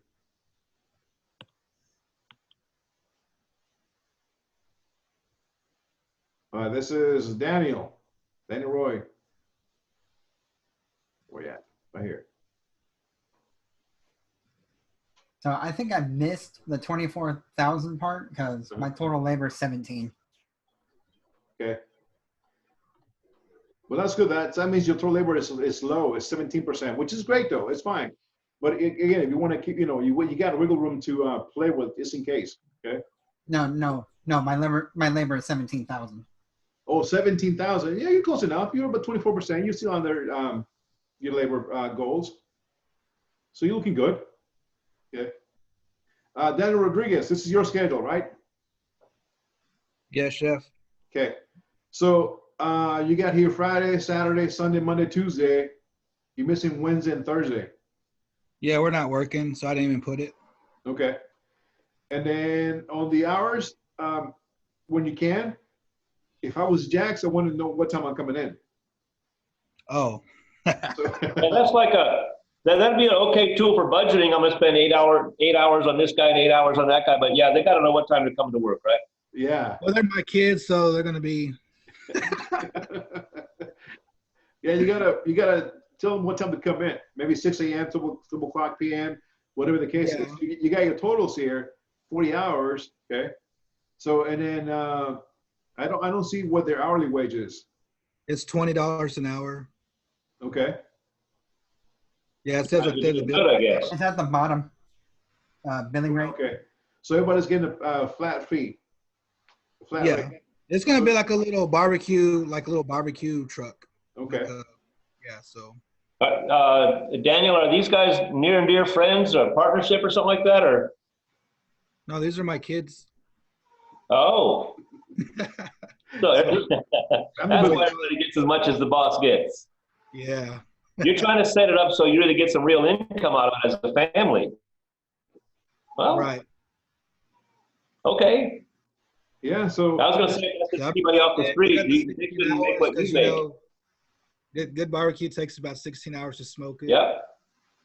Yeah. So just gotta work a little bit, tweak it a little bit more. Okay. On this side, what time they're coming in, what time they're leaving out, and expand a little bit on it. Okay. Yeah, I'm real quick, and I'm like straight to the point with it. So I totally forgot about putting the hours. I'm like, son, wake up, get your ass to work. So any questions so far about spreadsheets, guys? We covered several schedules. We went over the formulas, went over the forecast, the revenue, the recipe cost cards. Any questions at all? Are you guys good building your schedules? I have a question, Chef. Not so much on the spreadsheet. Everyone's schedules looks great. I just had a question as to why it seems like almost everyone is being underpaid. Now, are we trying to keep it within a certain number? Because if we are thinking about doing our project for our businesses, what are we looking at as a realistic number when hiring these people based on their experience and what they bring to the table? So what is a good starting point as far as the hourly salary or the salary? It's a good question. Now, the hourly is, we did a practice yesterday, so we just did a fictional number of generating $100,000 in sales for 1 week, and from that we took 24%, which equals $24,000 to spend in the week schedule, and then to build a schedule upon it, and that was to everybody's discretion. Now, as far as what you're going to pay them, it all depends where you think your restaurant, food truck, or establishment is going to be in. Now, I know where you live, it's a little bit different than Austin. Maybe the pay rate's a little bit lower. So you got to take a look at those factors and shop around and see how much they're getting paid versus another part of town or a zip code, and then pay them accordingly, because you want to be competitive. You don't want to underpay or overpay. You want to be almost with the same guidelines. So it all depends how much you're willing to pay them and the location of your restaurant. Okay. Yeah. All right, makes sense. Thank you. I do got a question, Chef. Can I get can you email me the schedule and the what was that? No, can you email me the schedule? I will email you the food inventory, but I need your schedule, your spreadsheet, the ones you're going to create today. It's a practice run, so I need yours. So far, I got Daniel's, Rodriguez, Daniel Bolton. I got who else?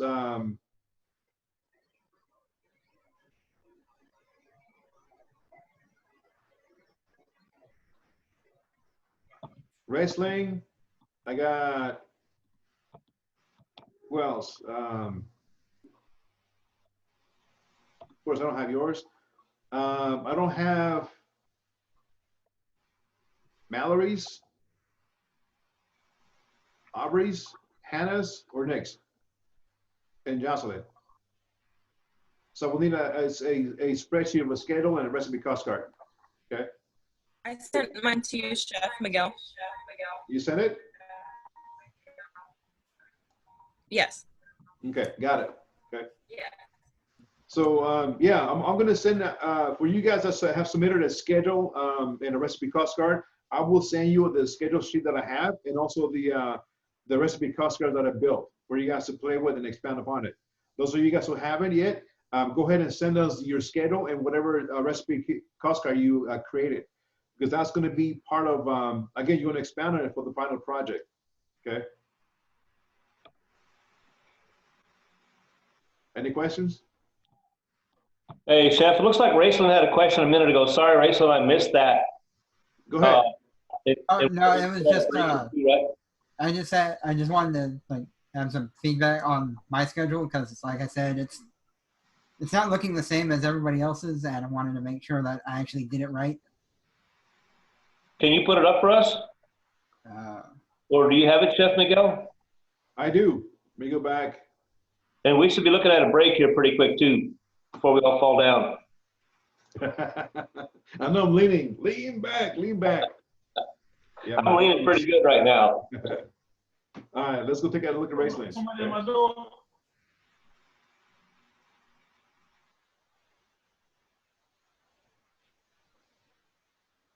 Let's see if we can figure out how it looks different to you. Wait, how's that it?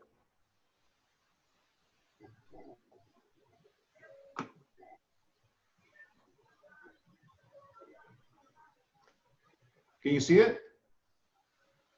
It was the previous one. This one isn't it?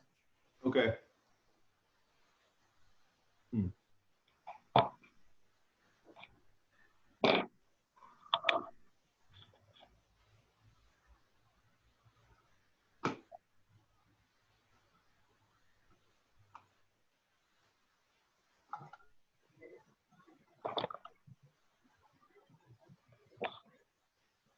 Oh, I lost it.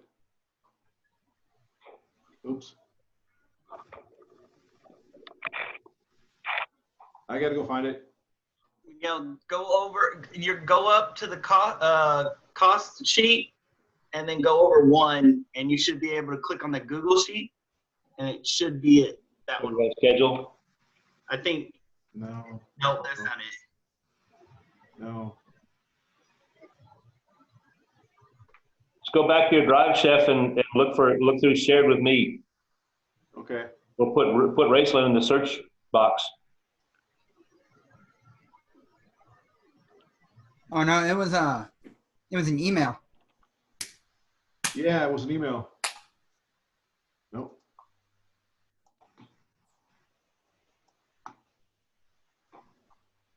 Now I have to take a look at it. Well, maybe we can pull it up. We can get it pulled up during the break. Take a fast look at it when we come back. How's that? Yeah, go stretch your legs, take a minute break. Yeah. Okay. Cool. So, Chef, what time you want everybody back? All right, in about 5-10 minutes.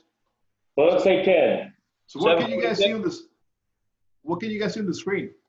What's on your screen right now? I think it's cats. Cat schedule, yeah. Got it. Cool. I'm gonna go ahead and look for it real quick. Okay. See you guys in 10 minutes.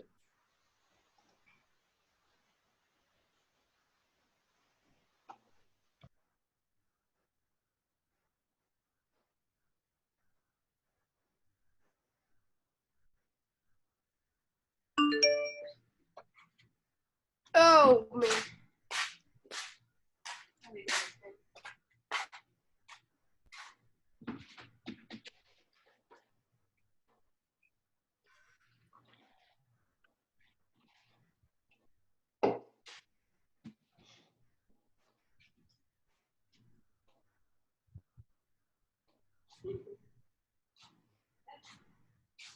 me see if I can share it.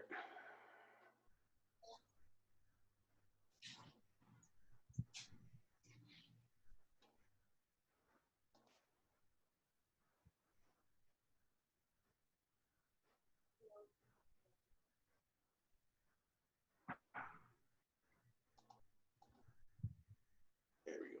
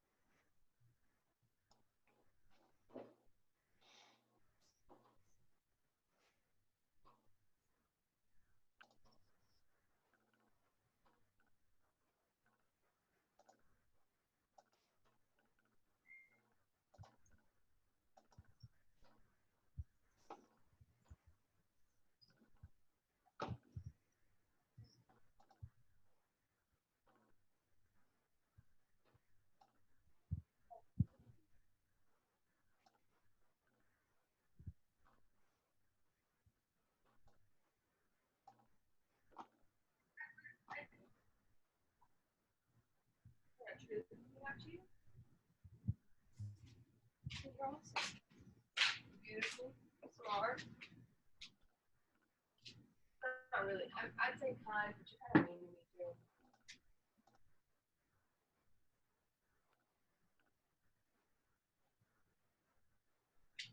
Mean back? What about you mean to you?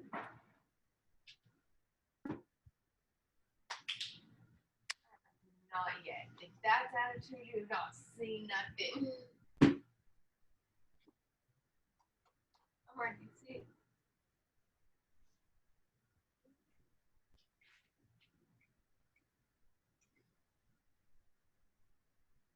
Don't take this too seriously, man. If you know.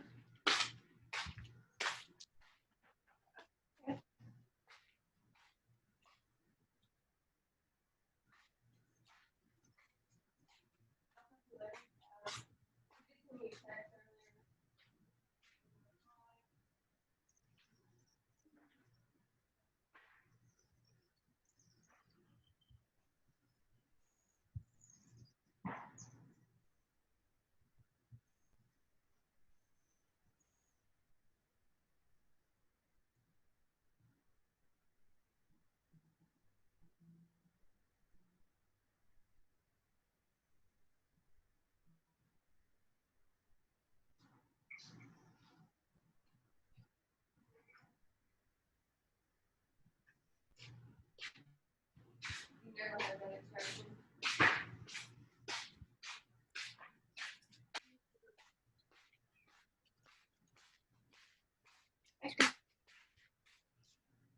I didn't finish mine.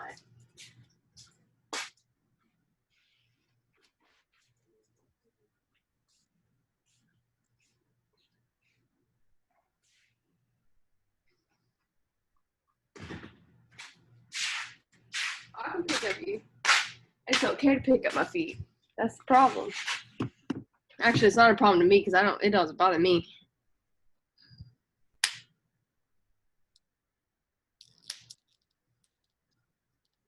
We're gonna break. I think it's more because Chef Gary was tired of sitting there.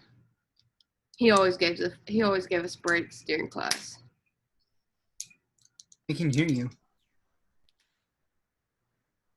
You can hear me? Everybody can hear you. Oops, sorry. All right. Yeah, he's a little bit older, so he can't stay, sitting down because he cramps up. I completely understand that. I can't stay sit down either. I appreciate the breaks. That's all right. We got to use the restroom once in a while too, and so that's cool.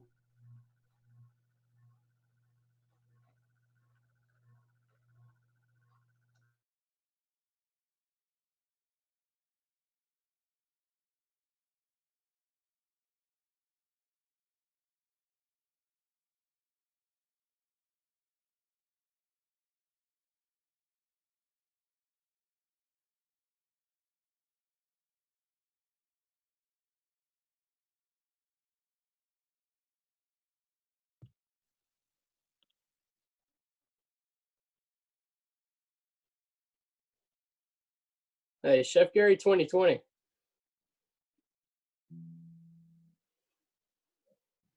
Chef Gary for president 2020. Yep. That's my president. Oh, He's all got right, my man. vote. Too.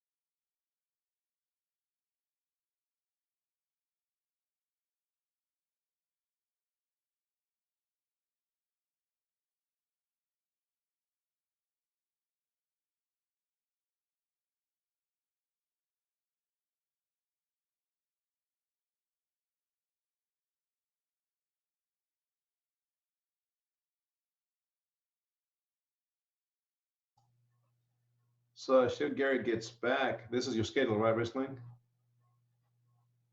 Yes. Okay. So I went to look at it, and you're missing the formulas. I plugged in here the first one on the total.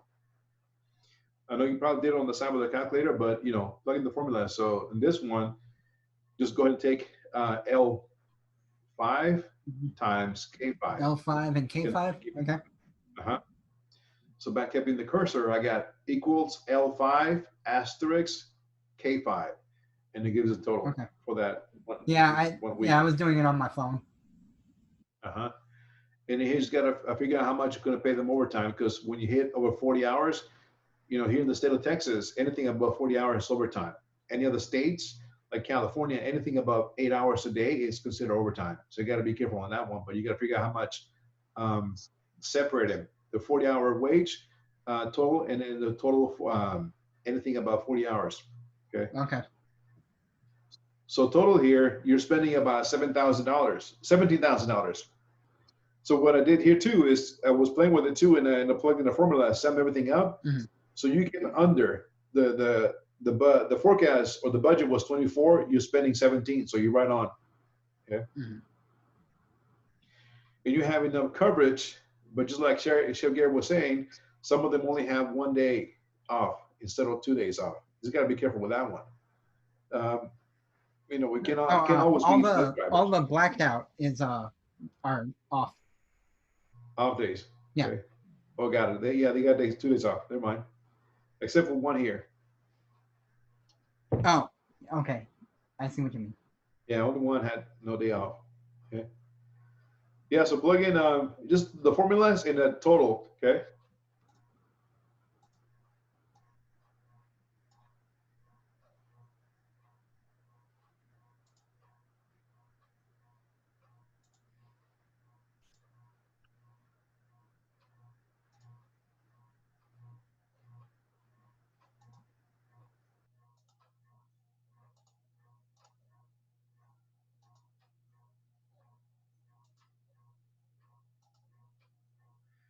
And this is yours, right, Miss Hannah? Yeah. Okay.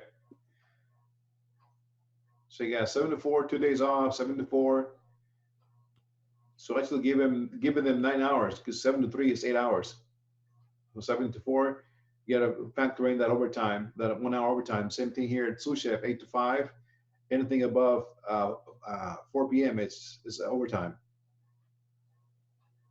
So in reality, you're giving them 40, 45 hours to work a week.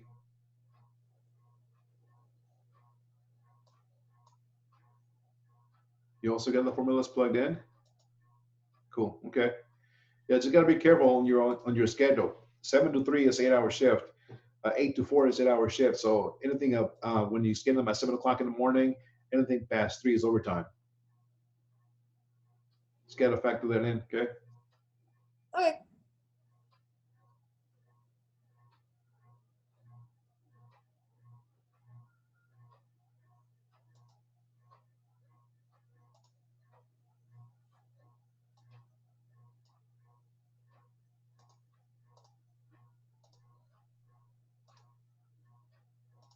And last but not least, Nick, this is your schedule, right? Yes. Okay. I think I messed up somewhere. Pretty sure I did. Okay. You got head chef, 6 to close, 6 to close. So on this one, you can plug in, what time is close.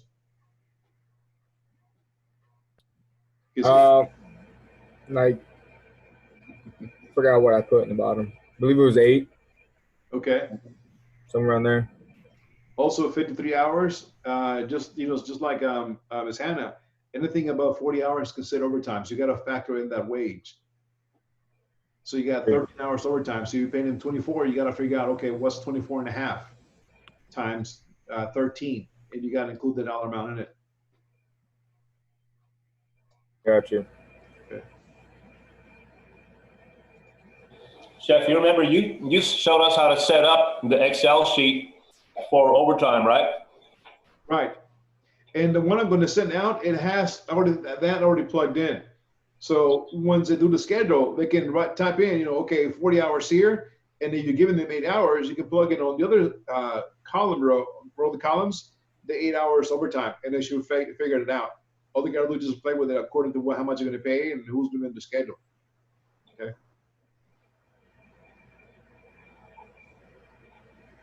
There's a trick there that, as far as I like how a lot of you guys are using colors in your cells here. I would make any cell that I have that figures up overtime automatically according to schedule overtime that I write.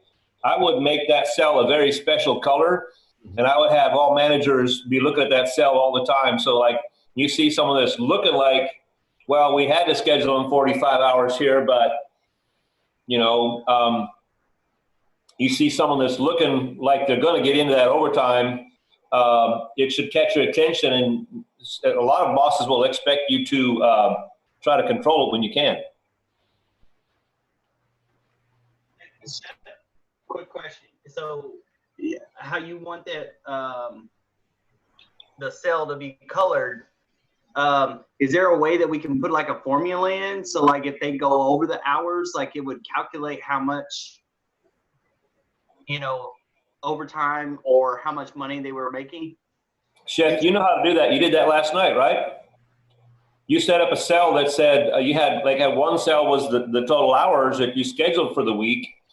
And you set another schedule, you set up another cell that had where you just plug in any overtime hours you're scheduling.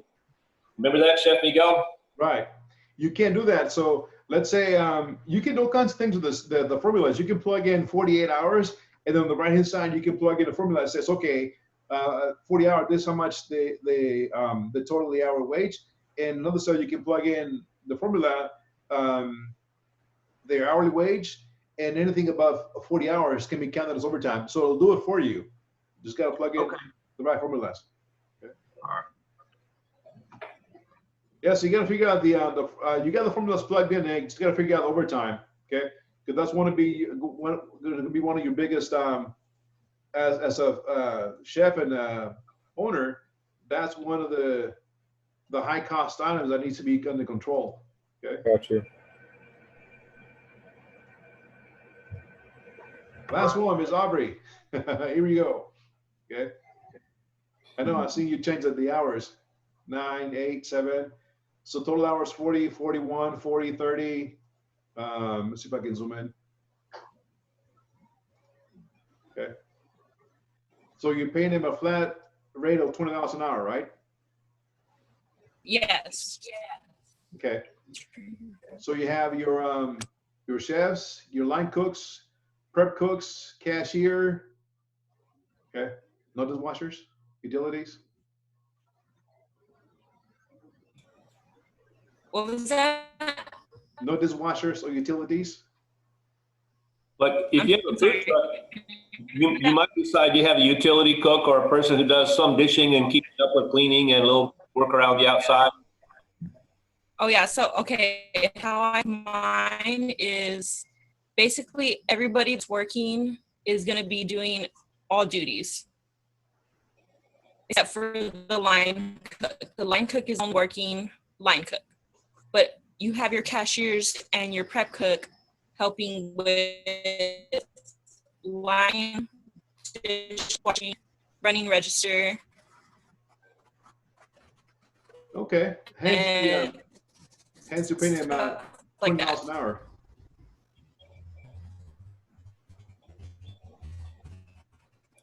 What was your question, Chef?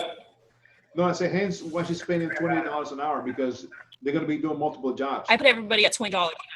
Right. Okay.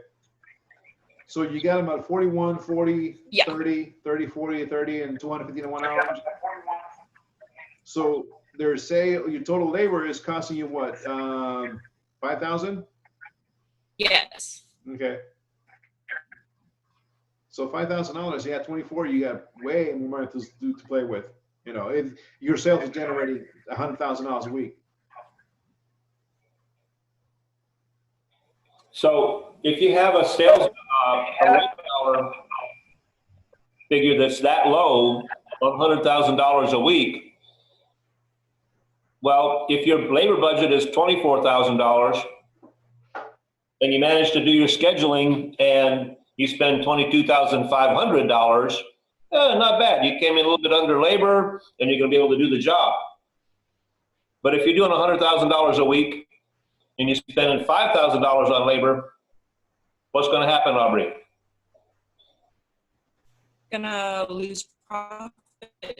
No, if you're taking $100,000 in sales, you're only spending $5,000 on labor, so it's 5% labor cost instead of 20% or something like that.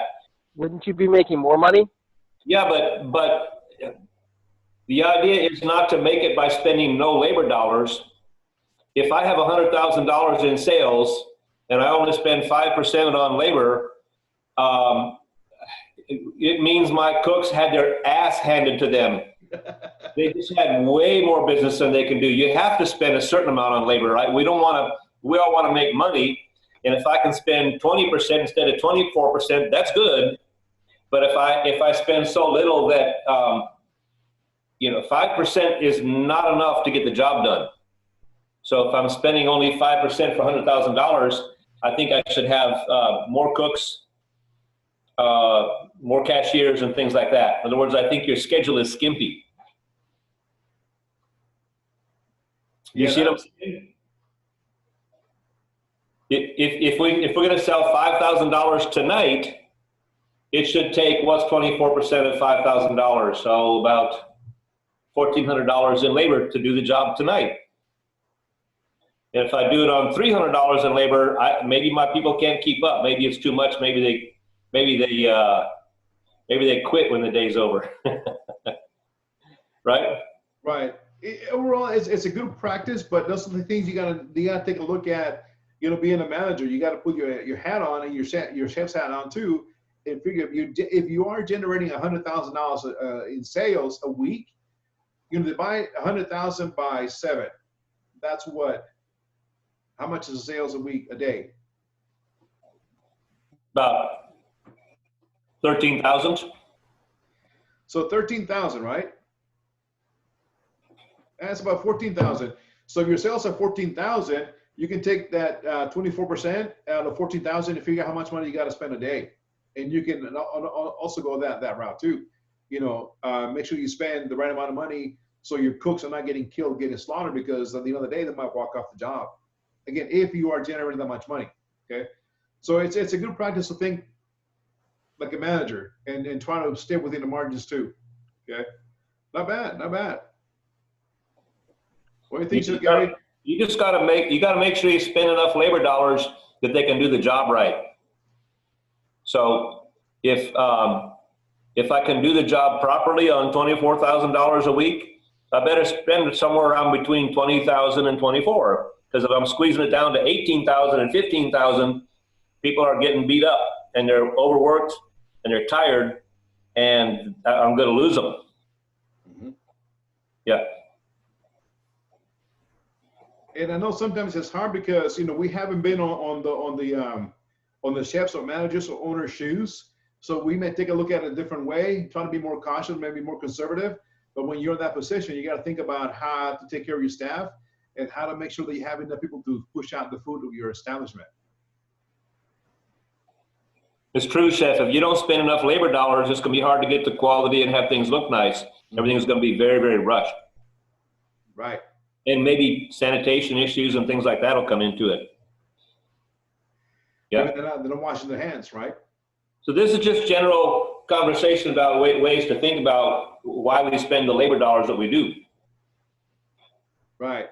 So when you have those labor dollars, just make sure that you spend them wisely. You don't kill your staff. Okay, just take a look at the whole entire business and make sure you allocate them correctly on each day. Make sure you have enough coverage. Okay. Again, you don't want to kill your staff. Okay. So good practice. Not bad. Not bad at all. Okay. All right. Let's get into the POS system. POS system, right?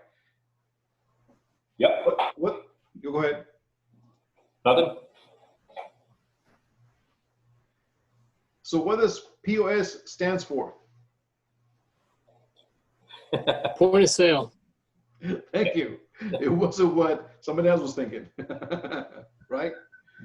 Point of sales. Very important. Computer system in the restaurant industry, right? Okay. So today's agenda is going to be about POS system, reservations, and inventory. These are very crucial to the operation. You can run it like prehistoric times, but it's going to be a lot harder. This makes it a lot easier to go ahead and order food, to keep track how much is being sold, reservations, inventory, everything runs the system now. Okay, so you got to figure out what fits your establishment and how much you're able to spend on the system according to the needs that you have. Okay, so the computer systems, right? Computer systems, very integral part of an integrated system to use for buildings or a spreadsheet, inventory, order guide, recipe, cost cards, monthly inventory, profit and loss statements. We just went over extensively of the scheduling.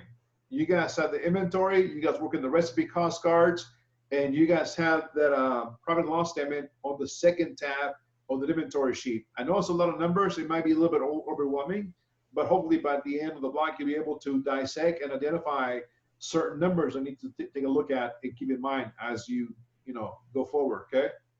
So a lot of companies have their own systems in which to do inventory, ordering and scheduling that already calculates and crunches numbers. They do have their own systems. They are connected to the main server, and it is faster way to produce monthly inventories and ordering online. It operates same as when a person orders food, medicine, or any item from eBay or Amazon.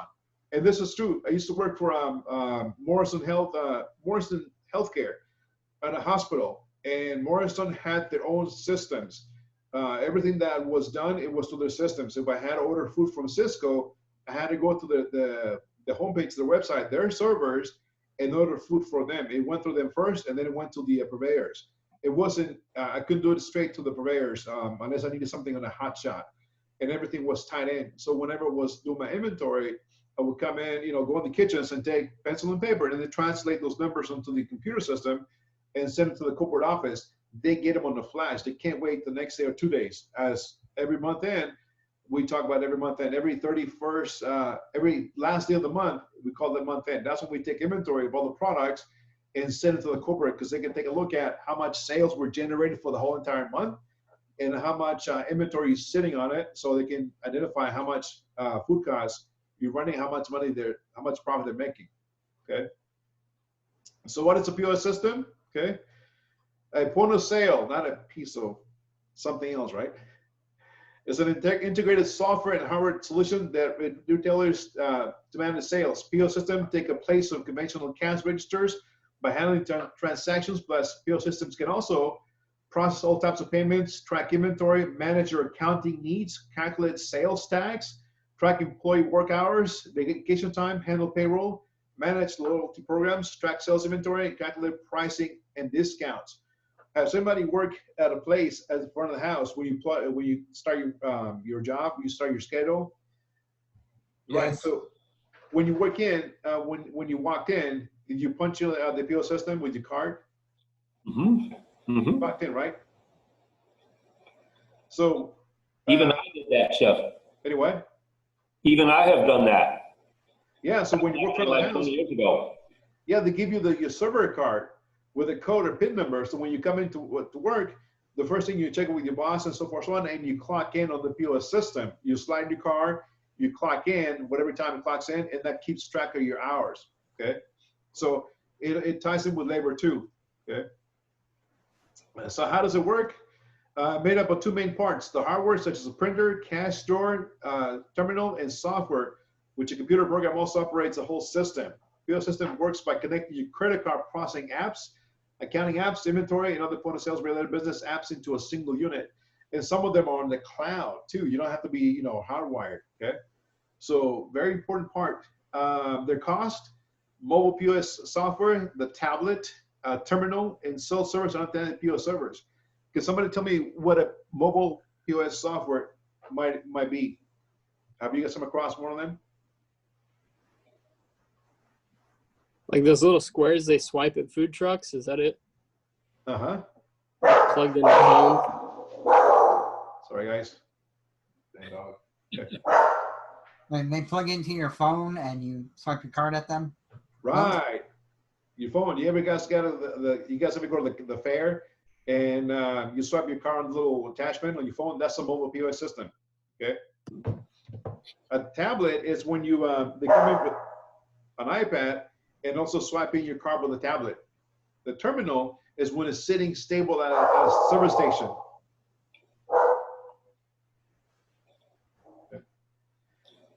Self-service or an unattended POS system. What could that one be? Like the iPhones that have the credit card. Like it's an iPhone, you can use it as a register. Right. Yeah. So self-service. Go ahead. Chef, how about I think some businesses do operate that, Chef. They can actually take a payment right off your cell phone. I think as you, Cameron, said that, right? And then also, like you walk into McDonald's, there's a kiosk. You can walk in and place your order and pay for it with your card. You never really talk to a cashier until your food comes out. I've seen it to where Olive Garden has them sometimes at the tables as well. Like they just sit right there at the table and then you just stick your card in at the last minute and then bounce. Yeah. And don't forget the airports now too, right? I've seen it at the airports too, yeah. Yeah. So self-service unattended, again, mobiles, phone, tablets, terminals, self-service at McDonald's. You look at that big screen, you punch in your order and you swipe your card. Only thing with that, again, nowadays you got to wash your hands, right? Because it's cross-contamination. How about that Texas toll road system, Chef? You got a chip on your windshield. You drive through and it takes it out of your bank account. Text tag. Yeah, I got that. So do I. Yeah, they charge you your arm and a leg. So that's it's pretty painless. And then you get your bank statement and see they dipped into your account for 2 more $50 replenishments in the last 3 weeks. It's like, So that to get you. That point of sale thing, that's everywhere now, right? Yep, the camera is point of sale, guys. So again, all depends on your establishment and what your needs are for the point of sales. Okay. So the mobile software, again, your phone with a little attachment to it, and you run your card. Software is a cloud-based. It comes as an app on your smartphone or tablet. It's compatible with a receipt printer and a credit card swiper, but also it's not as powerful as a full terminal POS system. Ideal for sole traders such as plumbers, mobile food cart owners. Also, if you guys go to the farmers market, there's one here in Lakeline, Miller, and also Bastrop. One downtown? Yeah. Yeah. Sunset Valley Farmers Market. The farmers, they don't have a cash register. Most of them don't accept cash, and then they do. Maybe they have change, but a lot of them have the little attachments on their phones. You can swipe it in. I bought a coffee from the Yewa Creek Farm here at Lakeline Mall when I went Saturday, and I swiped my card on their phone. So that's you can use it. Okay. Again, depends on your need. Okay. Tablet POS system. The tablet version is similar to the mobile software, but offers more feature and capabilities. You can also use the tablet POS software to manage large and complex retail organizations, including inventory, tracking, employee time, tracking payroll, and accounting. They're compatible with many POS hardware solutions for a complete POS system and solution. So tablet is almost like the same thing as the mobile, and I see this a lot too. Walk out with a tablet. Okay, the terminal, the micros, right? The old micros, sure. Yeah, business, aren't they? when they came back in the early 80s, when they came out in the early 80s, late 80s, early 90s, we used to call them the squirrel system. That was their name. Okay. I remember that. Yeah, the squirrel system. Fixed POS software with the full back-to-office capabilities. It can also be cloud-based on premise. Terminal POS software is best suited for large retail stores, spas, malls, and other brick-and-mortar businesses. This is a great system. Okay, a great system to have in your operation, and also, it kind of missed them because being in the kitchen, it ties in with the printer. Remember the dreaded printer keeps on printing, going off and on. I think it's all hitting the floor, and you're like, God, when is it going to end? I wish we can go back to those days, right? Okay. Those systems that it's give you an idea how far we've come and how advanced the restaurant business has been. Even like in 1983, the restaurant company that I was working for had that micro system. There's a couple other brands too, but you know, they had those terminals. They could key in an order in the bar or at the very front or whatever, and they could spit up tickets in the kitchen. You could have printers anywhere you want. You could have one on the salad station, one on the main grill station, whatever. And at the end of the night, I remember the managers used to do something called run a Z tape, and a Z tape in that particular system meant that you got this huge long tape, and you had to read it. You had to read it manually. You had to pull out this long strip and look at it like it was a piece of toilet paper. But the Z thing was a report that it could tell you every item you sold that night, and depending upon how you key it in, it could tell you what the highest number of items was. Like you sold 175 iced teas tonight, and the next thing down you sold 153, you know, baskets of mushrooms or whatever. They could sort it all out for that. And with each item, they told you how many sales dollars in that item too. So you really could see where your money was coming from and where your money wasn't coming from. And you'd make very, very good many decisions, but because you knew what made money and what didn't make money and all that. So, and that was like, what, 30 years ago? 3 years ago, yeah. So we have even far, far more that we can do from these systems today.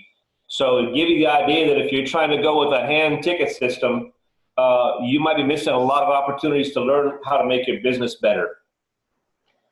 Now, when you know, the downside when the system goes down, have you guys ever worked in a place where your whole system crashes and now the server's got to ring the tickets handwritten? It's Yes. a nightmare, right? Yes, that sucks. Or the system will crash and you're in the middle of what should be a busy night and the servers don't realize it. Their tickets aren't coming in. They're keying them in, but they're not coming in. And the system comes back up again and it rattles about 100 tickets out in a big long line onto the floor. And, you know, there's no way you would ever stop cooking when the rush is on, but you stop cooking because you think there's no tickets coming in. About 5-6 minutes later, you realize, oh, something's wrong. And they do start coming in.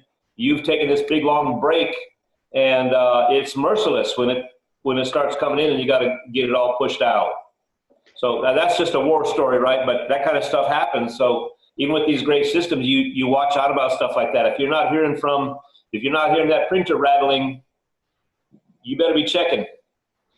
And also too, a lot of servers that have been working in the industry for a long time, they know the system. They might make that excuse, oh, the system is not working. Here's my ticket. I want the steak and lobster and so forth, so on. They'll give you this ticket. Now you got to cook the food, right? And you got to cook the food, right? So you cook it, you put it up in the window. They might take a few minutes to come and get it, and they might come and get it and take it out. But if it's not being run to the system, where is that food going to? Are they giving it for free to their friends, families? Are they eating themselves? Or are they selling the products on the menu? And when they're getting the cash and the credit cards, are they pocketing that money? So very imperative to keep those systems online as much as possible so they don't crash. You don't go back to prehistoric times when you handwritten the tickets up on the little wheel, we used to call the wheel, up on the window. It's again, because a lot of things could happen. The system crashes, you crash and burn because all of a sudden you get a bunch of tickets. The servers are very savvy. They're going to use that time to go ahead and order food for themselves, for the families, charge them and pocket the money. So you gotta take a look at all aspects of, you know, when the system may crash and be prepared for a game plan, okay, plan B. So self-service and attendant POS system designed to be used as kiosk and outdoor units where it's not practical to post an employee. Again, the airport, Mickey D's, maybe Sonic. Often integrated with another POS system nearby that they provide an extra sales point in a busy grocery store. It can also be cloud-based. On-premise is not used with a mobile, okay? But be careful if it's cloud-based because, again, somebody can steal your identity, okay? The cost, you find POS software designed for the unique needs of specific industries such as restaurant, hospitality business, apparel, retail, financial services, academia and education, pharmaceuticals. The cost of the system, depending on the type of software you choose, mobile systems, software like smartphone apps can begin at $50 a month. You got to pay a fee a month to keep it alive because if you only pay one price one time, it may work for 1 month, but it may not work after that because it's a contract. When you buy it, you got to buy the services that go with it. Should the system go down, you can call that 800 number, which they're going to put you on hold forever, and they might send you a tick 3-4 hours after the fact to come and fix it. But it's the service that you're paying for. Okay, it all depends what you're looking for. I would strongly suggest, sorry, Chef, if you operate with a system like that, maybe it's some small monthly fee, maybe it's a simple system, maybe it's only $70 a month. Okay, fine. Set that up as an automatic draft from your checking, from your business checking account, because if you forget that thing and you don't pay that bill and your software goes down, you're really crippled because you can't take electronic payment. And I would take a wild guess, say about 90% of your business is electronic payments now. Look, have you guys ever bought a used car from a used car lot dealer that has the system on the engine? If you don't pay the monthly fee, the monthly car note, the car shuts down, right? Same thing. Okay, you got to have the automated draft. Hopefully, you're generating enough sales, so you have to worry about that, being on a negative. Okay. So many costs. Any hardware, including the number of integrations, the operating system. So many costs go into the having that system implemented. Okay.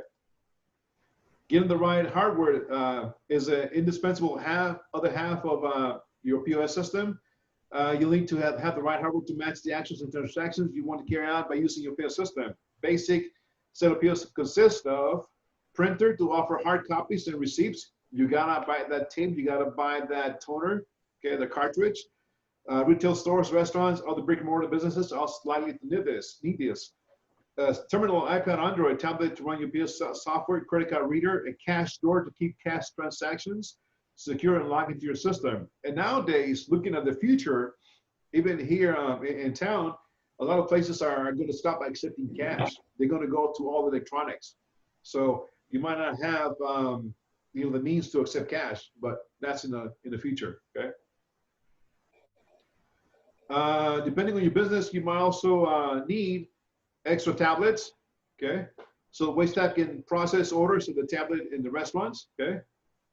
A router, strengthened unit for cloud-based POS system, a local server to host your on-premises software, weight scales for food retailers. This is a big one, guys. Weight scales. What do you guys think? It's a good practice to have a weight scale in your restaurant.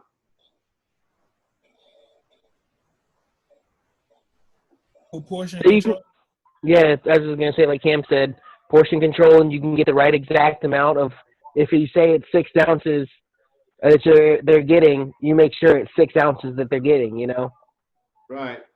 But also have a large scale in your back dock, because let's say you're buying 100 pounds of beef at $9 a pound.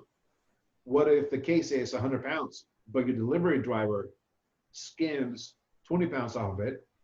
You don't weigh it, you don't check it, you sign the invoice, you're short 20 pounds. Right. Also, Chef, I worked at a place here in Austin called Di Dewey. They call it Di Dewey Supper Club, nice bar, restaurant, kind of farm to table type place, wild boar, the curing and sausage and all that. And they had a really nice meat counter up front. You could walk in there and buy all kinds of stuff they butchered. And so it's a restaurant with a butcher shop. And they have their scale directly hooked to their POS system. Mm-hmm. So you weigh up 4 pounds of ribs, sell it to a customer. All your inventory and all that stuff is getting that information right away.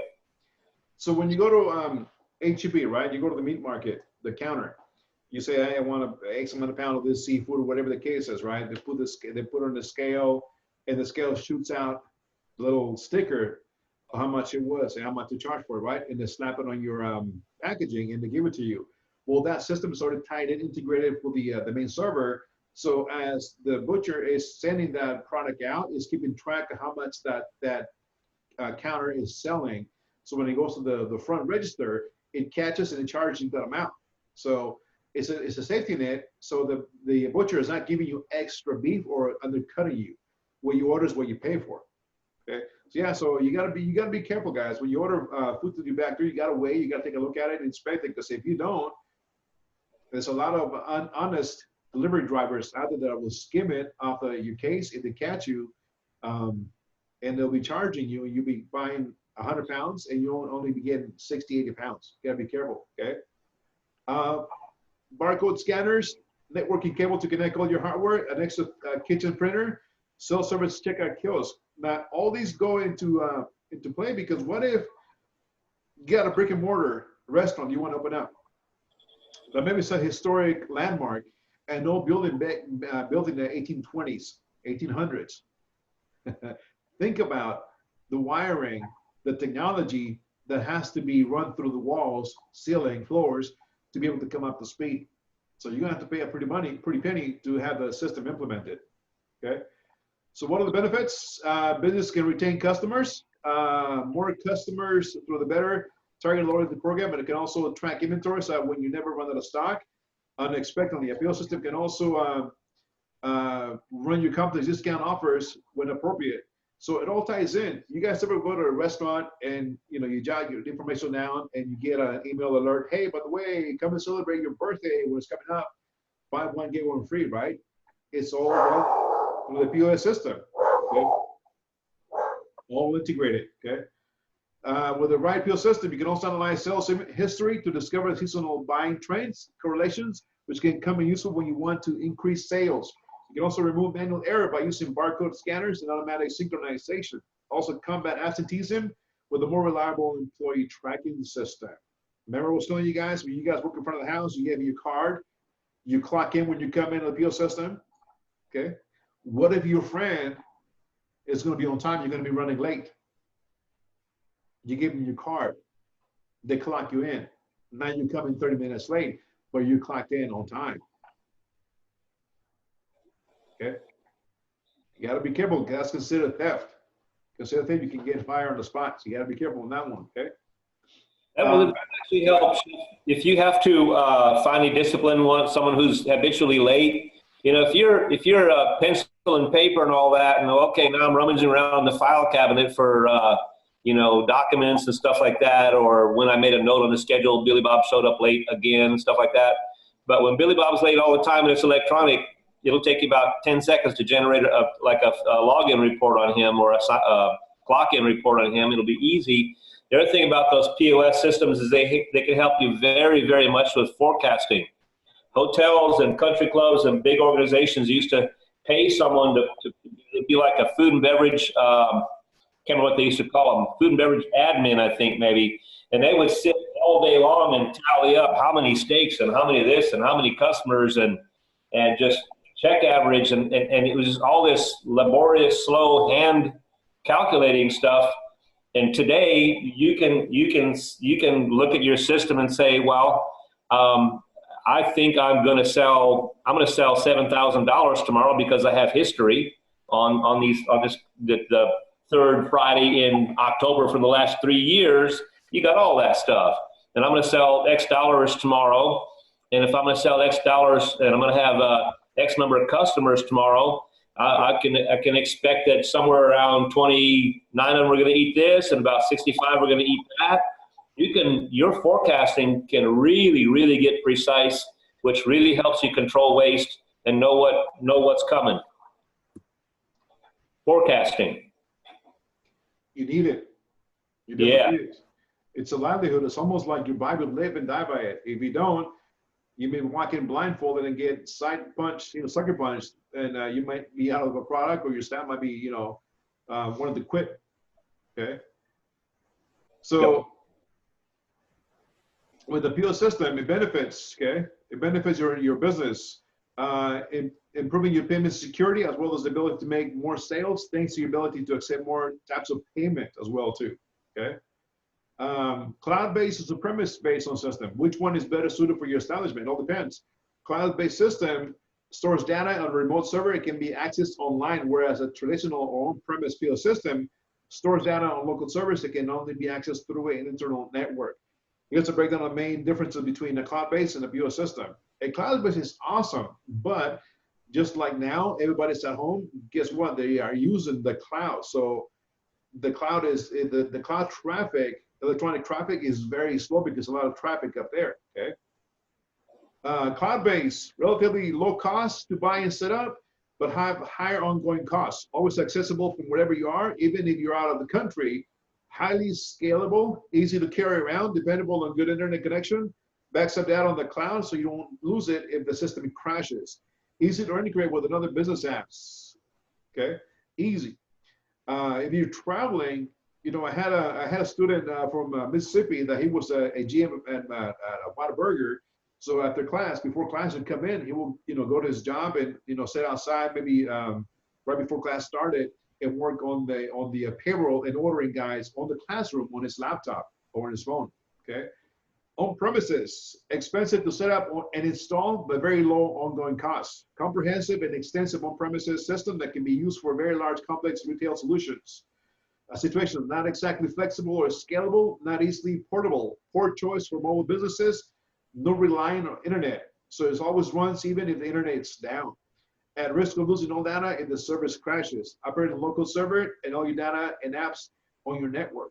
Okay, so it's good, but again, you can lose it if it crashes. Okay, so what is the best choice for you? If you have a long-term business plan and your requirements are likely to continue to evolve as business grows, then a cloud base is probably the best choice for you. Otherwise, the system is going to get overworked, overloaded, and it crash. On the other hand, if you have a fixed needs or a small budget, you may be best served with choosing a traditional POS system. Okay, so how to choose a system provider? Ask yourself this question, and it will help you choose the right system provider. What features do I need? It's just like when you're buying a phone, guys. What do you need your phone for? Is it gaming? Is it pictures? Is it music? Okay. Do I want to save money up front or keep my monthly costs down? What hardware do I need if I need a lot of items? A provider that bundles hardware together and software is a better bet. But if you're going to use existing iPad, you'll need something different. Does it integrate well with existing business apps? Is the pricing transparent? Is it easy to set up and use? Is it more complex? Does it offer training? With analytics, it does offer what metrics can it check? Make sure that the ones that are most important to you are included in the package. How good is the customer service? Is it simple to scale as your business grows?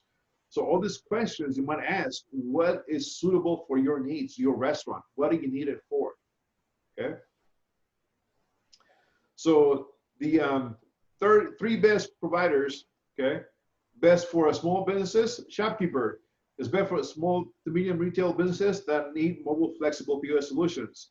Shopkeep is an all-in-one cloud-based system that is designed to be run on your iPad and is perfect retail business. Features are limited according to price tiers, so every customer can use capabilities like accounting, marketing, payroll, time management, integration, mobile integration, and complex payment process to keep track of their retail activities. Okay, so maybe that one. Okay, and as we're talking about POS system, think about some of the stores now that are using cloud-based. Like for example, Sam's, you can download the app on your phone, cloud-based. You can go shopping and scan the product on your phone and pay it as you go. So when you walk out, you don't have to wait in line.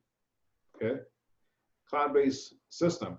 Okay, Shopkeep's pros and cons. Flat monthly fee, extensive features available to all clients, mobile app. Cons, no tablet layouts, only for iPad use. Need to pay extra for premium telephone and customer support. They're going to charge you an a la carte system. That's how they make their money. Okay. Touch Bistro, best for restaurants and food service business of any size.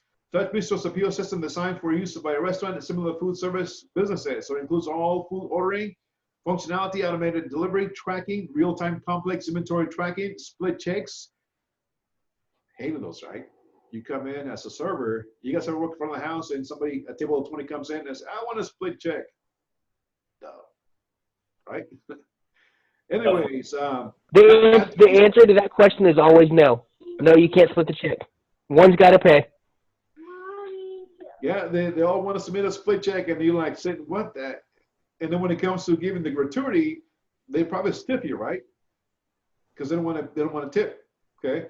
They also provide floor plan tools and more. It is designed for Apple services and easy to use. If you're an Apple user, if you're not an Android, okay. Yeah.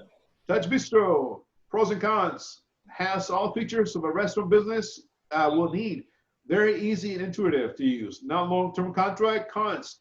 Requires both cloud support and local server. Complex setup, only compatible with Apple devices. So again, what is your technology? What are you using?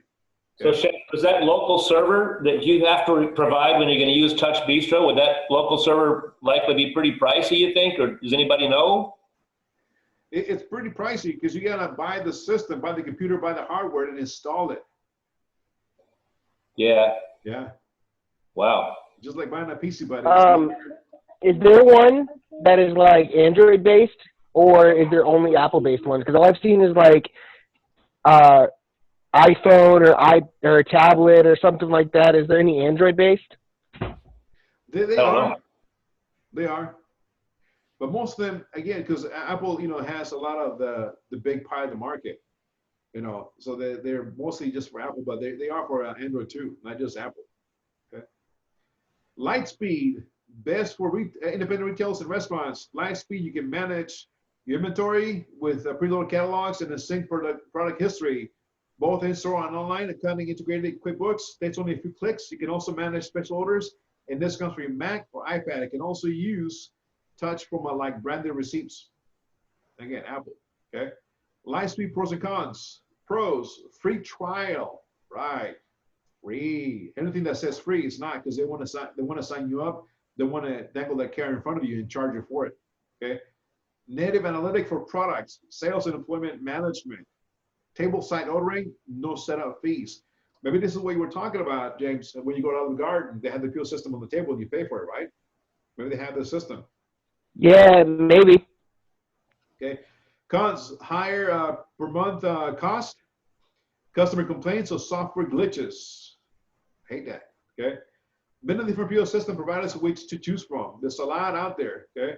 You got MSwipe, Famco, LifePay, Microbiz, Carflight, Shopkeeper, AirPros, Orderbird, Softplace, Rebel, InStore, Walmart. I mean, it's a whole bunch. It all depends what you're looking for and what can fit your needs and what kind of computer system you have. Okay, reservations. Okay, in a restaurant, the restaurant manager, alongside the hostess, are the ones responsible for filling out the reservation book according to the customers either walking in or calling to reserve a spot. Okay, all of this is entered in the computer, and the system keeps track of how many bodies and where or what section of the restaurant they have been sent, plus what server they were assigned to. Reservation, very important. You as a chef or the executive sous chef or lead line cook need to go and take a trip to the hostess stand right before service, maybe about 4 o'clock if you're looking for dinner at 4:30, and take a tally how many reservations you have in the book and what are the times. Are they coming in all at 6, at 7 or 8? And take that information back with you and relay it to your staff, your line staff. You go, hey guys, we're going to get a crunch between 7 and 8, or hey, by 9 o'clock, we're going to get a late pop according to the reservations. But you got to go to the front of the house and ask the hostess or manager, hey, what are we looking on the books today? How many covers tonight? How many we expect? And that's all out by people calling on the phone, online, open table, and all those numbers go to the reservation. So very important to have it, okay? So the feature of reservations, we have online reservation sites, Open Table. It's a restaurant reservation software program with 10 covers booked every second and over 25 million monthly diners. They make it easy to never go to gain to the exposure to fill your restaurant. So Open Table, imagine nowadays, okay, 25 million monthly diners. Imagine how much business this Open Table has lost. Ooh. Yeah. Right. I guess what probably they get their revenue from a restaurant that uses that service, and they probably get revenue from advertisers as well. And both have got to be way, way off. A lot of restaurants won't be able to afford that right now. You could see some of those software companies that serve restaurants and retail going out of business real easy, couldn't you? Mm-hmm. Real easy. So man, there's a lot of people losing a lot of money, okay? Benefits of Open Table, guests can see real-time availability and reserve a table on your website 24/7. They have nearly 600 integrations, making you bookable on Google, TripAdvisor, Apple, Eater, and more. Drive reservations within incentive programs like remote inventory and private dining. Join over 45,000 restaurants who choose Open Table. 45,000 restaurants. This was about 4 years ago. Okay, You can even be driving across country and take a look at the restaurants ahead of you in the city that you're coming across, and find a restaurant that has an open spot and reserve it as you're driving through. That's the benefits. I never used one, but you know, I was always there. Inventory is taken at the end of every month. Remember, every month end, you gotta count everything that is in your house. I mean, we call that in the restaurant, a hotel, everything's in your house. Now, that inventory sheet that I sent you guys, both of them, had everything that I carried on property, every single piece of food item that was carried on. And the one that was massive, I used to go in at 2 o'clock in the morning and work all the way to 2 o'clock in the afternoon the next day, counting every single product in the house before service started at 5 o'clock in the morning. And the inventory was sitting around $52,000. Imagine counting $52,000 worth of inventory. It's insane, but you got to do it. You got to count everything, okay? With a pencil and hard copy paper, inventory spreadsheet, once this information has been physically entered one by one, it's a tedious project. It is then transferred to an electronic spreadsheet that calculates the amount and cost per item. At the end, you will sum up and give you the amount of food that has been stored in the kitchen. A keynote to count is everything. Everything has to be counted. Those little butter pats in aluminum foil, little PC half and halves, every packet of sugar, every little packet of salt and pepper, everything has to be counted because everything is considered food. So there's some ways to simplify some of that stuff. So like if you have a little box of tiny pepper packets that costs $11 for the box, and your inventory sheet says tiny pepper packets, and then the price column says $11, you can, usually one person is standing with a notepad and making the notes, and somebody else is telling them, okay, I got so many of these, so many of those. So the person doing the counting says, all right, Chef Miguel, I got 0.6 case on those pepper packets. So you write 0.6, and you enter that later. It takes the $11, your Excel sheet, once again, right? Takes your $11 times 0.6 and tells you that, okay, you got $6.90 worth of those pepper packets. So rather than counting 650 little packets. Yeah, there's easy way to count, but you got to count everything. Yeah, you can't miss that half a case or that whole case of no. $7 worth of pepper packets. I'm just saying you don't open the box and start counting them. No, you take a look at the box. Case, quarter case. Yeah. Quarter case, half a case, 0.75. So you got to take a look at it and see how much is in that box. Not open it one by one. If it's sealed, just count that's a whole box, not a partial. Right. Yeah. So inventory, little funny cartoon here. So there wasn't napping, I'm taking inventory. Geez, right? Because it's a long, tedious process. If it's not inventory, well, it's not inventory again. So I'll do the rocks and I'll do the sticks. Sometimes if your property is spread out, you want to maybe split or delegate inventory from your lead line cook. Say you count the freezer, you count the produce, you count the meat cage, I count the dry goods, and at the end, compile all those numbers down. Yes. If you're going to take it upon yourself, you're going to be there the whole entire day. There's another trick too, Chef, that saves some cooks time. Some chefs don't believe in doing it, but let's say, for example, you got a spice rack. Like if you look at the spice racks in our school, maybe you got 50, 60, 70 small jars of different spices in there. They're average half full, some less, some more. You got 20 large jars of spices in there. You count it one or two times and add the thing up really, nickel by nickel, and find out that, okay, last month, at the end of the month, 2 months ago, we had, I don't know, $900 worth of stuff sitting on that spice rack. This month we have $870 sitting on that spice rack, because it's always about the same. Next month we do it one more time. Okay, we got $1,000. Next month after that, okay, $900. After a little while, you're going to say, okay, every month, we're just going to say that this spice rack is $900 worth of spices. We're not going to count every bottle. And I work for people who insist on counting every bottle, but I can promise you that that spice rack stayed about the same dollar value every month. It never went up or down by about $50. And on a food service operation selling $100,000 a month,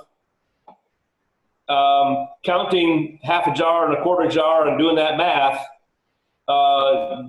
didn't affect my numbers very much. And smart people will take a number for a whole spice rack and plug it in the same every month. Maybe double check it once a year and make sure it's staying about the same. And every month when you come to that spice rack, you got a line that says spice rack on the kitchen floor.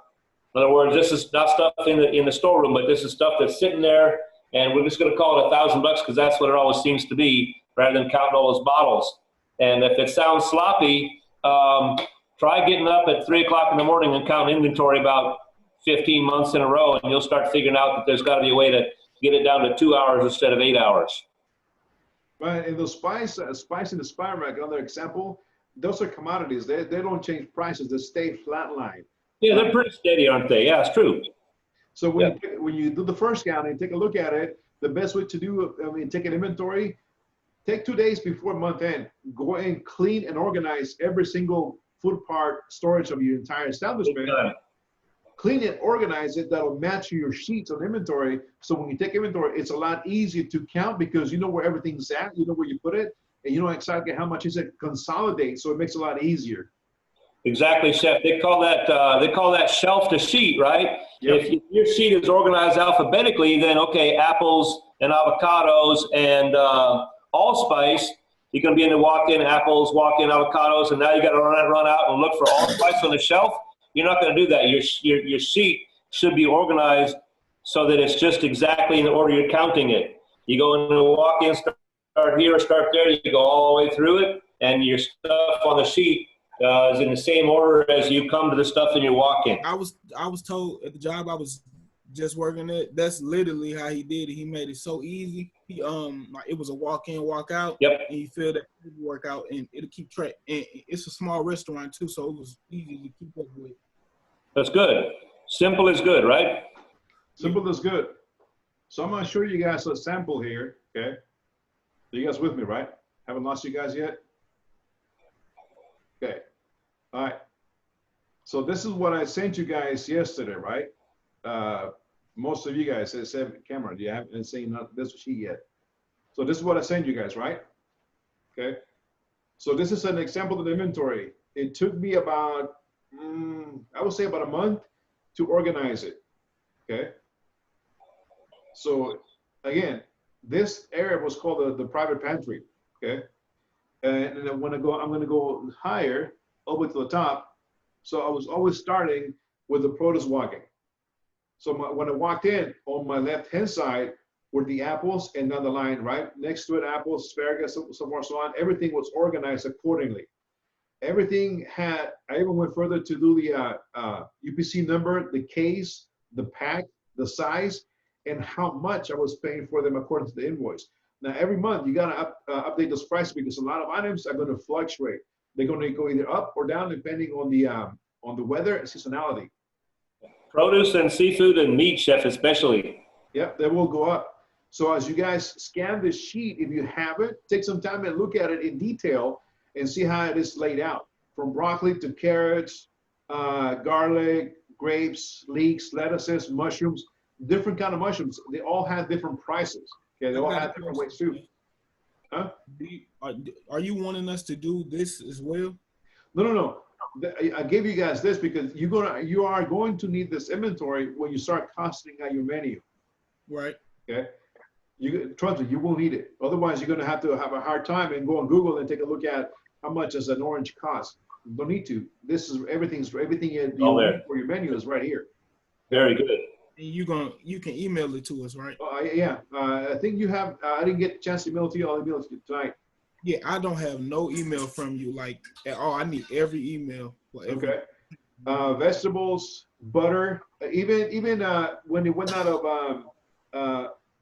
was the regular unsalted butter. A case has 36 1-pound blocks, right? $63. Something happened up in the North Midwest that they had a blizzard and the dairy cows were not producing enough milk.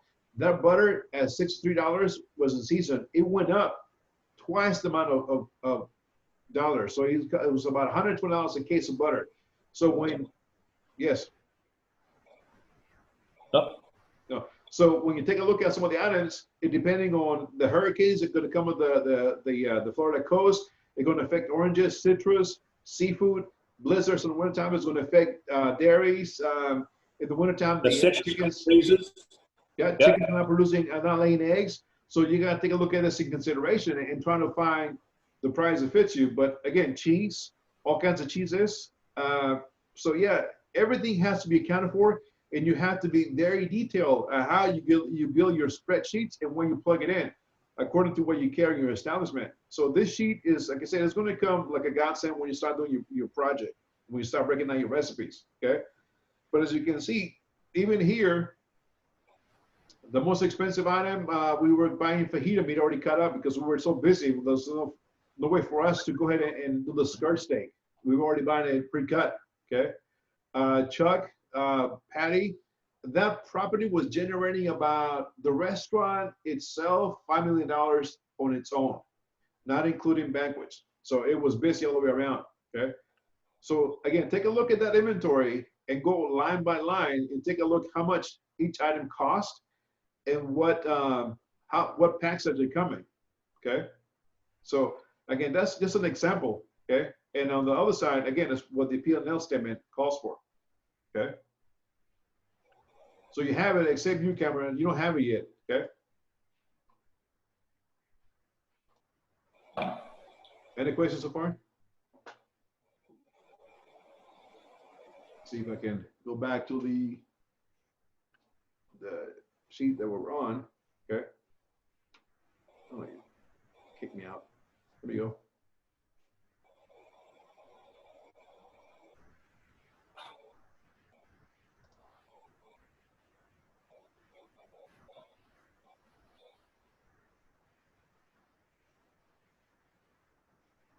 Let's go back on track, okay?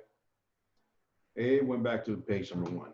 So inventory, guys, very crucial. You count every single product or food in your inventory in your house, okay? Inventory. So again, we take a look at inventory. The purchase for the month are also entered on the same system alongside the sales. You have this information, except your camera. You have this information on the right side tab, okay? Credits, sales, returns, comps, marketing, food expenses coming out of the kitchen. Like you were saying, James, what about, I know Mercedes was talking about, what about the food that comes back? That all has to be logged in. If you work in a restaurant and your grill cook is burning the steaks and they're getting sent back, you got to keep a track how many that were sent back. So you got to tally them and also plug into your month end. The spreadsheet then will give you a subtotal being held, calculated by the sales credits, and it will give you month end food cost percentage. Goal is to have about 34 or 32, depending on the company you work for, food cost percentage. Some companies got the number lower than 28%. The lower the percentage, the more profit money goes into the company. Now, let me ask you guys this, okay? What do you guys think is going to happen when all this is gone and done and we go back to somewhat normal and the restaurant starts opening up? What do you guys think that the food cost is going to be driven to what number? Anybody got any thoughts on that? What's going to happen to food cost percentage in restaurants as restaurants come back alive when the coronavirus thing is over? It's going to be way high. Yeah, I was going to say way low. Like labor costs are going to be way low, and food costs are going to be way up. Why is labor going to be low? Everybody's going to be trying to recompense their losses and cut down on labor so that they can make more money in that short period of time. And then in that short period of time, because of that, food costs are going to go up, and they're going to start pushing up on that end too. What do you think, Chef? That's just my thoughts on it. I think that there'll be a lot of people wanting to come back in the workforce, and the restaurant jobs could be slow to rev up again. So, like right now, if you got a lot of folks wanting in the restaurant kitchens, but there's almost no new kitchen jobs, in 3 months, if things start to move again, I think that you might have very slow growth in the jobs, and folks are going to be getting worried about the checkbook. So I think that there's going to be a lot of cooks available, and the hourly wage for cooks will go down. That's something that makes me sad, because I've always believed that cooks deserve income. So I worry about that a little bit. You lost a lot of weight. You see that? Yeah. Keep in mind, because right now a lot of business either shut down or closed, so they're not generating sales. Remember that we did the exercise yesterday, 100,000 in sales in a week. What if that was your business and you closed down? You're not generating those sales anymore. You're not generating nothing, but you still got to pay for the rent, utilities, the gas, the light, the water, and so forth, so on, the insurance, taxes, but you're not generating profit. So when they go back and open those doors, you're right. They are not going to hire everybody back, because they got to pay back their bank loans, the lenders. So they might even, Chef, they might even redesign their businesses a little bit, less front of the house service, simpler menus, streamlining with fewer cooks, because they're not going to have as many sales dollars to work with. They're going to have to keep things real slick and real trim, I believe. Yeah, they're going to trim their sales. They're going to trim their costs. They're going to tighten the nuts and bolts on their costs. Their food costs, I think they're going to drive it down to maybe to 26, 24% if they can, because they got to maximize their profit, their sales, so they can pay back the lender. Same thing with the labor costs. If their labor is sitting at 24%, they might want to target at 20% instead of 24. Sure.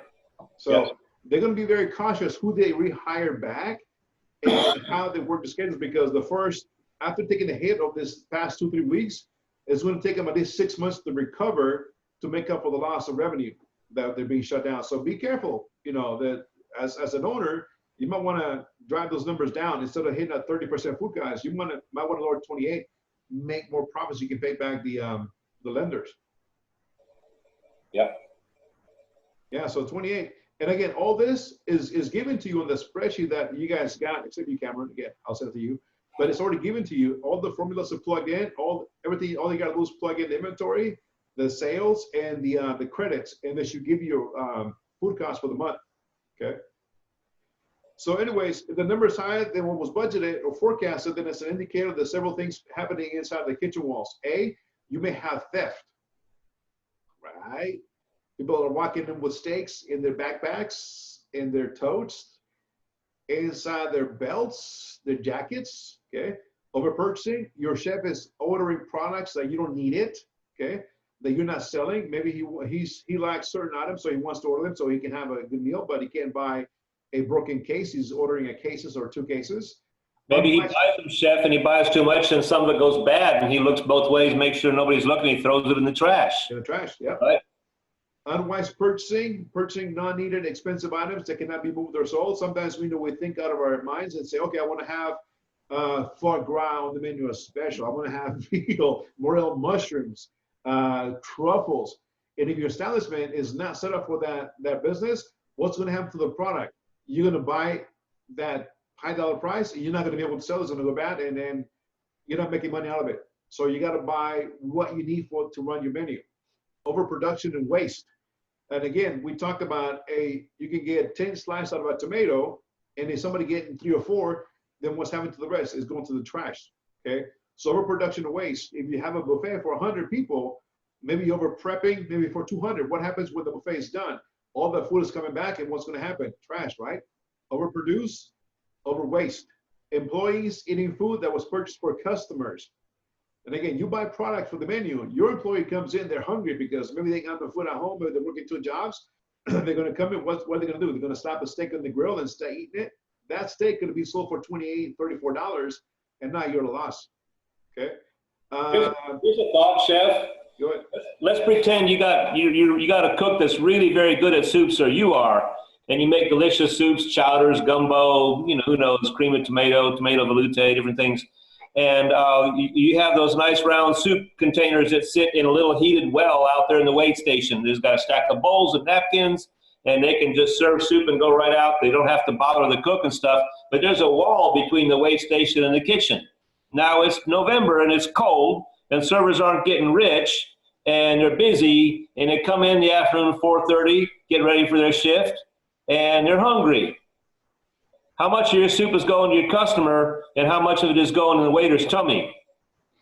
Right, and one of the soups is a perfect example because the soup is going to cost you pennies to make a cup of soup. It's not going to cost you a lot. Maybe a clam chowder is going to cost you maybe $30 a gallon. Just, I don't know, just fictional number. But how many servings can you get out of a gallon? So you have to take 128 ounces and divide it by 8 ounces in that cup. And that's how many servings you can get. But if they're coming in and eating that profit, eating that soup, you don't have soup to sell and you're not generating, you know, maybe it's going to cost you $1 to make that soup, like potatoes, 56 cents. But eating it, now you're not generating $4 in sales on that soup. So you got to be your sales dollars. Yeah. Yep. You got to be good. That's why a lot of places offer family meal because they want to feed their employees. They don't want their employees to start eating the high dollar items. Okay. What else? Too many mistakes coming out of the kitchen and food sent back. Again, your key players, the grill cook, if you're going to have Wagyu steak, you're going to have Angus, you're going to have all these high dollar items. If you have a grill cook who hasn't been properly trained or doesn't care, start burning your steaks and start sending them bags, you're going to have a huge loss. Okay. Deliveries do not match what was on the invoice. Like if a box of beef is 40 pounds, but it doesn't get way to the back door, when it's being unloaded, it might contain about 30 pounds. Now you're paying for 40 pounds, only getting 30 pounds. Purchasing agent manager not checking proper weight, quality and expiration date on the products. Most purveyors will work with you on the mistakes being made by the company. Most, not all of it, okay? A case of canola oil was tagged olive oil, and there was a huge price difference, but was not caught in the back door. You ever go to the store and you know you grab something out of the rack, the shelves, and you don't take a look at the price or the tag on it, and you go to the checkout and it's like, holy smokes, it's $70. I thought it was $25 on sale. Well, somebody put it in the wrong shelf. You didn't bother to check, and now you're charging more. So you got to take a look at what comes to your back door. Again, canola oil is tagged olive oil, so you're spending a lot more money for that product. Checking product as it comes in and marking it on the invoice as the items have been delivered to make sure that what's on the invoice is physically delivered. So you gotta have somebody in your back dock with the invoice, and as the guy is unloading it, you're checking it, physically checking it, what's coming in. Because if you don't, the guy drops the product, you have the invoice on your desk, he's already 2 hours gone, you go take a look at the product, and now you short it. You can't do anything about it because it's already been dropped. So you got to be diligent, making sure that you check everything that comes to the back dock, okay? But what else? Menu items are too low price, selling lobster for $14 a plate instead of $68. I've seen this a couple of times when I go in a restaurant, like, what? That's a heck of a good deal, is it? You know? So when you do your recipe cost cards, make sure you price them accordingly, okay? Cooks are not being consistent in food recipes. Like you were saying, a scale in the kitchen to portion everything out. Sending out too much, like an 8-ounce pasta dish, they were sending us a 14-ounce pasta dish. High-end steaks are not a lower cost one. Now, I used to work at a seafood pasta restaurant. Right before service, we pre-cook the pasta, and we bag it and weigh it on a scale. So when order would come in, we had the pasta already weighed in, we drop it in a sauté pan, and boom, send it out. Every dish was consistent. Like Mickey D's French fries. You get a 7 amount of French fries every time you order your small, medium, large French fries. Okay. What else? Too many mistakes from the cook. Overcooking, burning high dollar items like shrimp, steaks, expensive food. Okay. Menu not planned according to seasonality. You got to take a look at, are you running a summer menu in the wintertime? Are you using strawberries that are not on season? You know, watermelon in December. Watermelon is season in the summertime. Why you have it in the menu in December? It's going to cost you an arm and a leg if you can get it. And if you get it, it's not going to be the same quality. So you got to be careful. That's exactly right, Chef. Could I throw something in on that seasonality thing? If everybody's awake right now, I know this is long evening here, right? Yeah. Guys, when should you use tomatoes a lot? When should you show off tomatoes and showcase your skills? When they're in season. When? When they're in season. When is that? Summer, I think. Yes, and when they're in season in summer, are they good or bad? Really good. And are they cheap or expensive? Cheaper because more of them are growing. They're cheap. So when produce is a weird thing. A lot of times when produce is awesome, it's cheap. When it's in its own season, when it's in its best season, the price is low and the quality is high. You'd have to pay me to eat January tomato in sometimes, right? But you make a summer tomato into a pasta dish or a sandwich or a lot of things, it's awesome. So you show it off when it's great. You pay low dollars for it and have it at its best flavor. Your customers are going to love that, and you're going to make money and you're going to come back for it. So the guy that's serving fresh tomatoes, something or t'other in January, tomatoes are $56 a case. He's not really winning. The guy that's serving tomatoes when they're awesome in June and July, August, and they're $20 a case, that guy's winning. And I don't mean by 2 cents. I mean that guy is winning. Seasonality is a big deal. Because tomatoes, when they're in season, they are ripening on the vine. When they're not in season, guess what? They pick them in California, well, they're green, and they're ripening on the truck. By the time you get them, they're barely red. They're artificially ripened. Yeah. Yep, artificially ripened. So you got to be careful. Seasonality, you got to buy the best quality. You got to stretch your dollar as much as you can so you can put them in the menu. Again, they don't put tomatoes on December 1st, or like I said, watermelon on January 1st. You got to take a look at what's available. You got to take a look at the chart. And most purveyors will work with you. They'll give you a seasonality chart of what's available during the months. Sure. So you can be more proactive, and they can sell you the most they can. So they don't want to be sit on the product and then making it go bad. So work with the purveyors. Okay, they can be your best friends, your allies, if you treat them well. If you don't, watch out. Okay.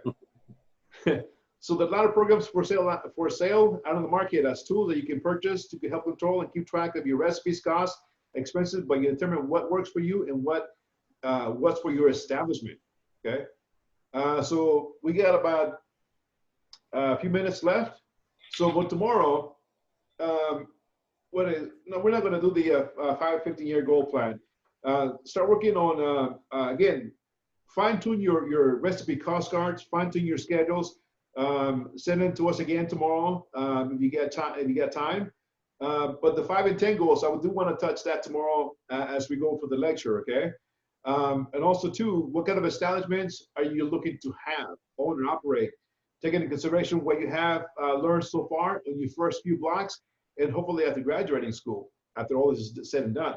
What are you looking at? Because some projects are either food trucks, little bistros, bakeries, caterings, personal chefs. So what is your project? What are you looking at to have in the future? Okay.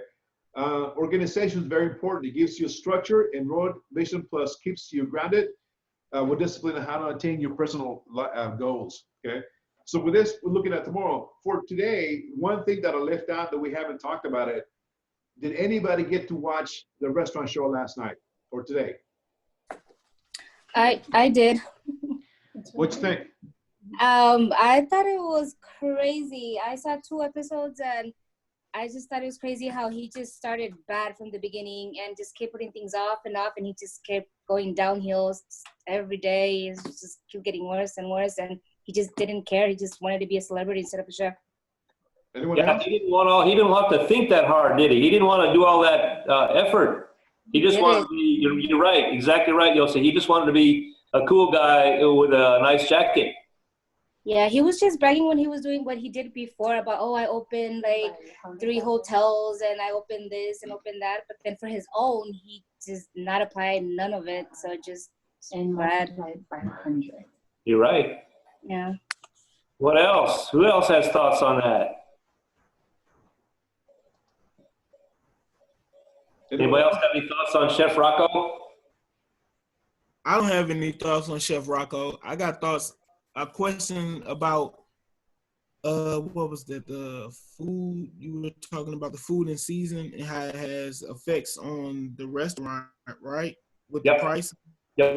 Like, so in that case, what if a kitchen is doing like fresh catch, fresh produce they shop like that? Would that affect them? Like they can change it up? Yeah, they can change it up. Yeah, some people will write a menu and they run that menu the whole year, but that's very, very out of fashion now. Good restaurants they change their menu at least 3 or 4 times a year. Probably with every season, they'll come up with another restaurant, another menu. They may have some things that stay through most of the year, but like you won't see the salad caprese in January in a good restaurant. They know better, and you will see the salad caprese in July. You know, you won't see asparagus in November probably, but you might see it in May and June. I think some other examples. Some seafood is even seasonal, right? Like black drum, which you guys kind of gave me flack because I'm always talking about black drum. I have to. Yeah, here goes the crap again, right? The stuff is pretty dicey sometimes around, like the last month or two, January, February. It could be dicey because there could be parasites in it, but in the right time of year, without that problem, it's delicious and tasty, and it's you can make money on it. So good restaurants, they change up their menus. And the other thing was that Cameron, you with the question, right? Yes. They even if they have a menu that doesn't change a whole lot, like the basic menu pretty much stays the same through the year, what they'll do is they'll use their special board, like a chalkboard or a whiteboard, to write out the extra stuff that they have that's cool today. Like, you know, you get your hands on 30 pounds of beautiful tomatoes and you got a basil bush out back, and maybe you buy some fresh mozzarella or stretch up your own, and you put that on that board. And if you do that, if you're reliable with that every year, pretty soon you got customers that are going to, hey man, I haven't been to Cameron's for a while, but guess what? It's early June. I bet you they got that awesome salad.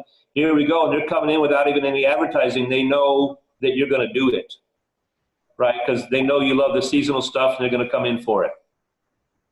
Does that help a little bit? Yep. Chef Gary, are you sure that black drum is a good fish? I couldn't even hear you. He's asking if you are sure black drum is a good fish. It ain't good when it's big. When it's small, it's awesome. Because the smaller, the more flavor is compacted. Yeah. Anyway, I don't want to go too far down the rabbit hole on black drum, but seasonality is a big, big deal. Good cooks and good chefs that love food, and they're real smart in the way they make money by keeping their menus fresh according to the season. Yeah. We're going back to Ms. Jocelyn on the restaurant show. Rocco, okay, he had a huge ego, right? Big head, right?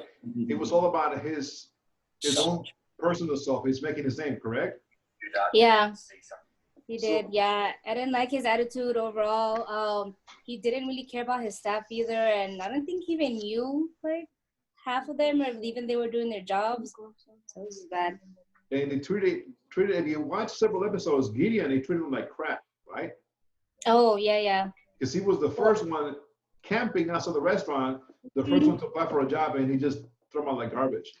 Yeah, because he broke. So far, I saw that he broke his, he fractured his elbow, and then they keep calling him in and out. So technically, he wasn't even working. Like they just call him every time, and every time he would get there, they would send him home.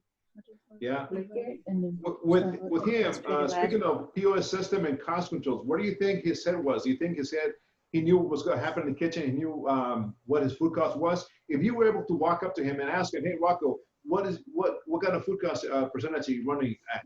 You think he would know the answer? No, he wouldn't have known. Because he never took a look at his POS system. The only people was, I think, the hostesses, which they didn't even do a good job. They were sitting like what I think he said 6 parties from to one server, and then it was just really bad. That's what it is. Yeah. So I'm sorry, Chef Miguel. I was just saying, like, he wasn't even checking the staff to make sure that they were cleaning the kitchens. Like, there was rodents everywhere, and there was, they had like a vent or something, sheetrock that wasn't even peeled off. Hey, Danny, your sound's kind of funky. Is your microphone okay? Now? What about now? It was probably my mouth, hand over my mouth. Oh, well, that's a little better. Hey, Chef. Yes.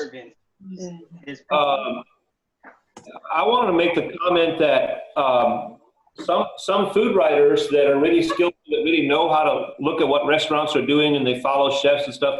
You guys know, like Austin Chronicle writes about restaurants, and they write about where a chef has moved recently and what great chef left here and went over there and all that. Some food writers are very good about keeping people informed of what's going on behind the scenes in the restaurants. And, you know, they recognize that it's a big job to be a chef and owner of a place. Mm-hmm. I've heard food writers say that maybe one of the most difficult careers you can ever choose as a chef is to be a chef and an owner. It sounds awesome. Oh, I'm the chef and owner, and I've actually done that. It was really hard. I did some things great and some things not great, but it was hard as hell.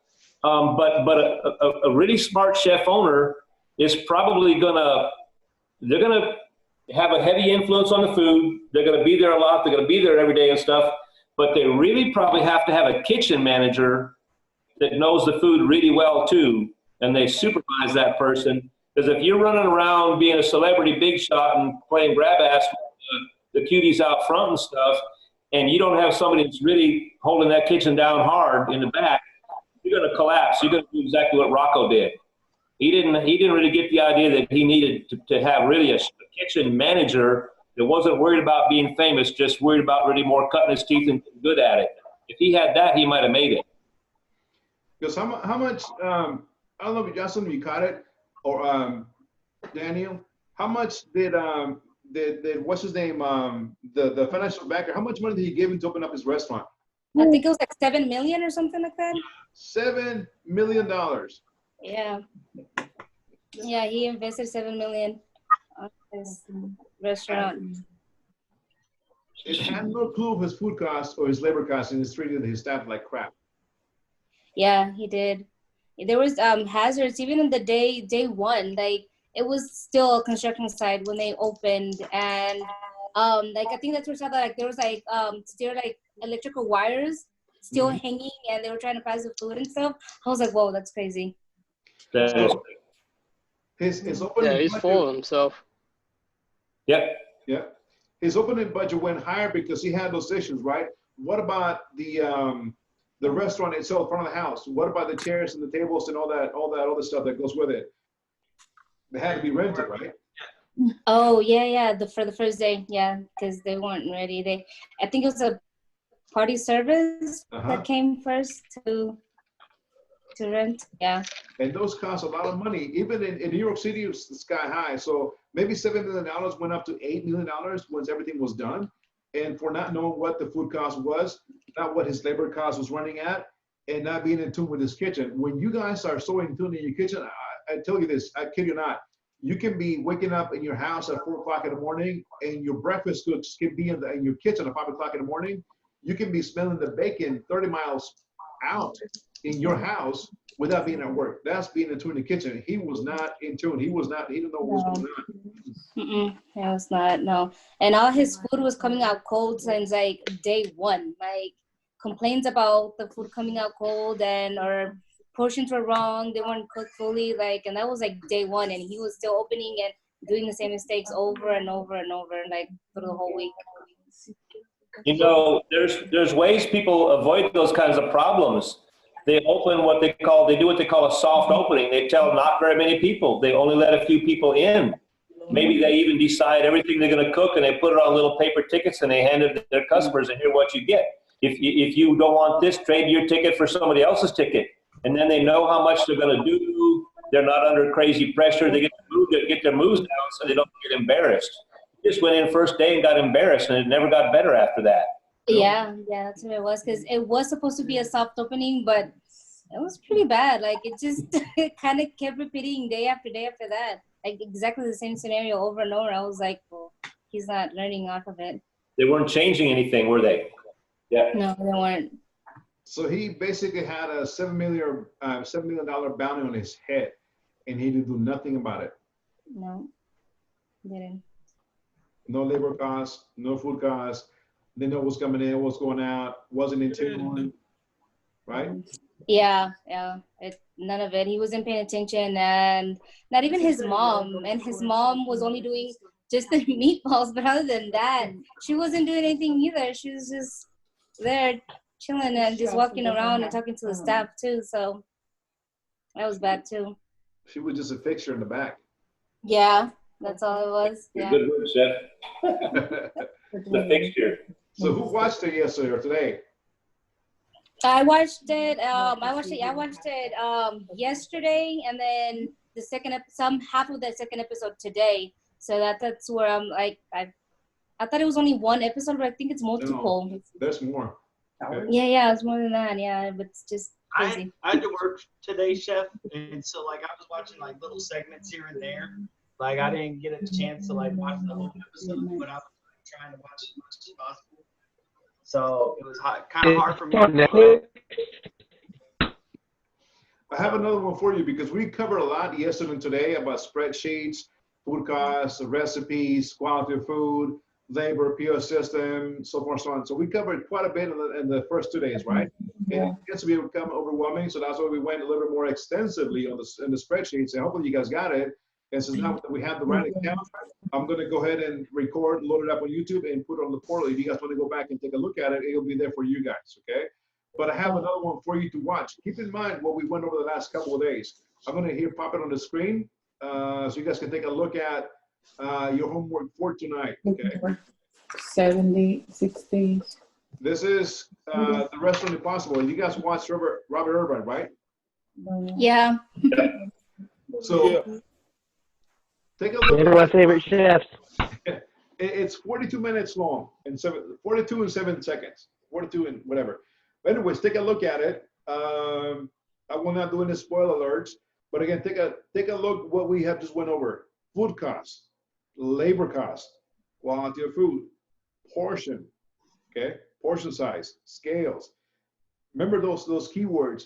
And as you watch this video and as you watch this owner, again, you know, he said, go ahead. He's sent to rescue places that are in dire need, okay? So when you watch it, it's a little bit sentimental. I mean, it gets you because the guy has, you know, a lot of invested in it. And as you're watching this screenshot, what do you see in the back behind the guy with the green shirt? No kind of anything. Huh? 4 tickets. Refrigerator. No kind of documentation or anything like that. Just like blank everything minus 4 sticky notes. It looks like. That is whiteboards like a kindergarten teacher. That is a POS. Big head Christian. That is a ticket ordering system. Okay. So think about what we just covered. POS systems. Think about the tickets. Think about everything that we just talked about. Watch this tonight, okay? And I urge you guys, all of you guys, not just a few, watch it and you will know what I'm talking about, what we just covered, and you hopefully make that connection, what was in lecture yesterday today, to this video, because it does happen in real life. It does happen. So again, this is your homework. Look at it, and we're gonna recap tomorrow. See what you guys thoughts, and see if you guys, now that you have the 2 days of knowledge of spreadsheets, schedules, and so forth, so on, what is your take? What will you do different to help this guy out, and what he did wrong? Fire him. But that's his business. He owns it. He need to quit. Hey, Cameron, why can't be nice once in a while?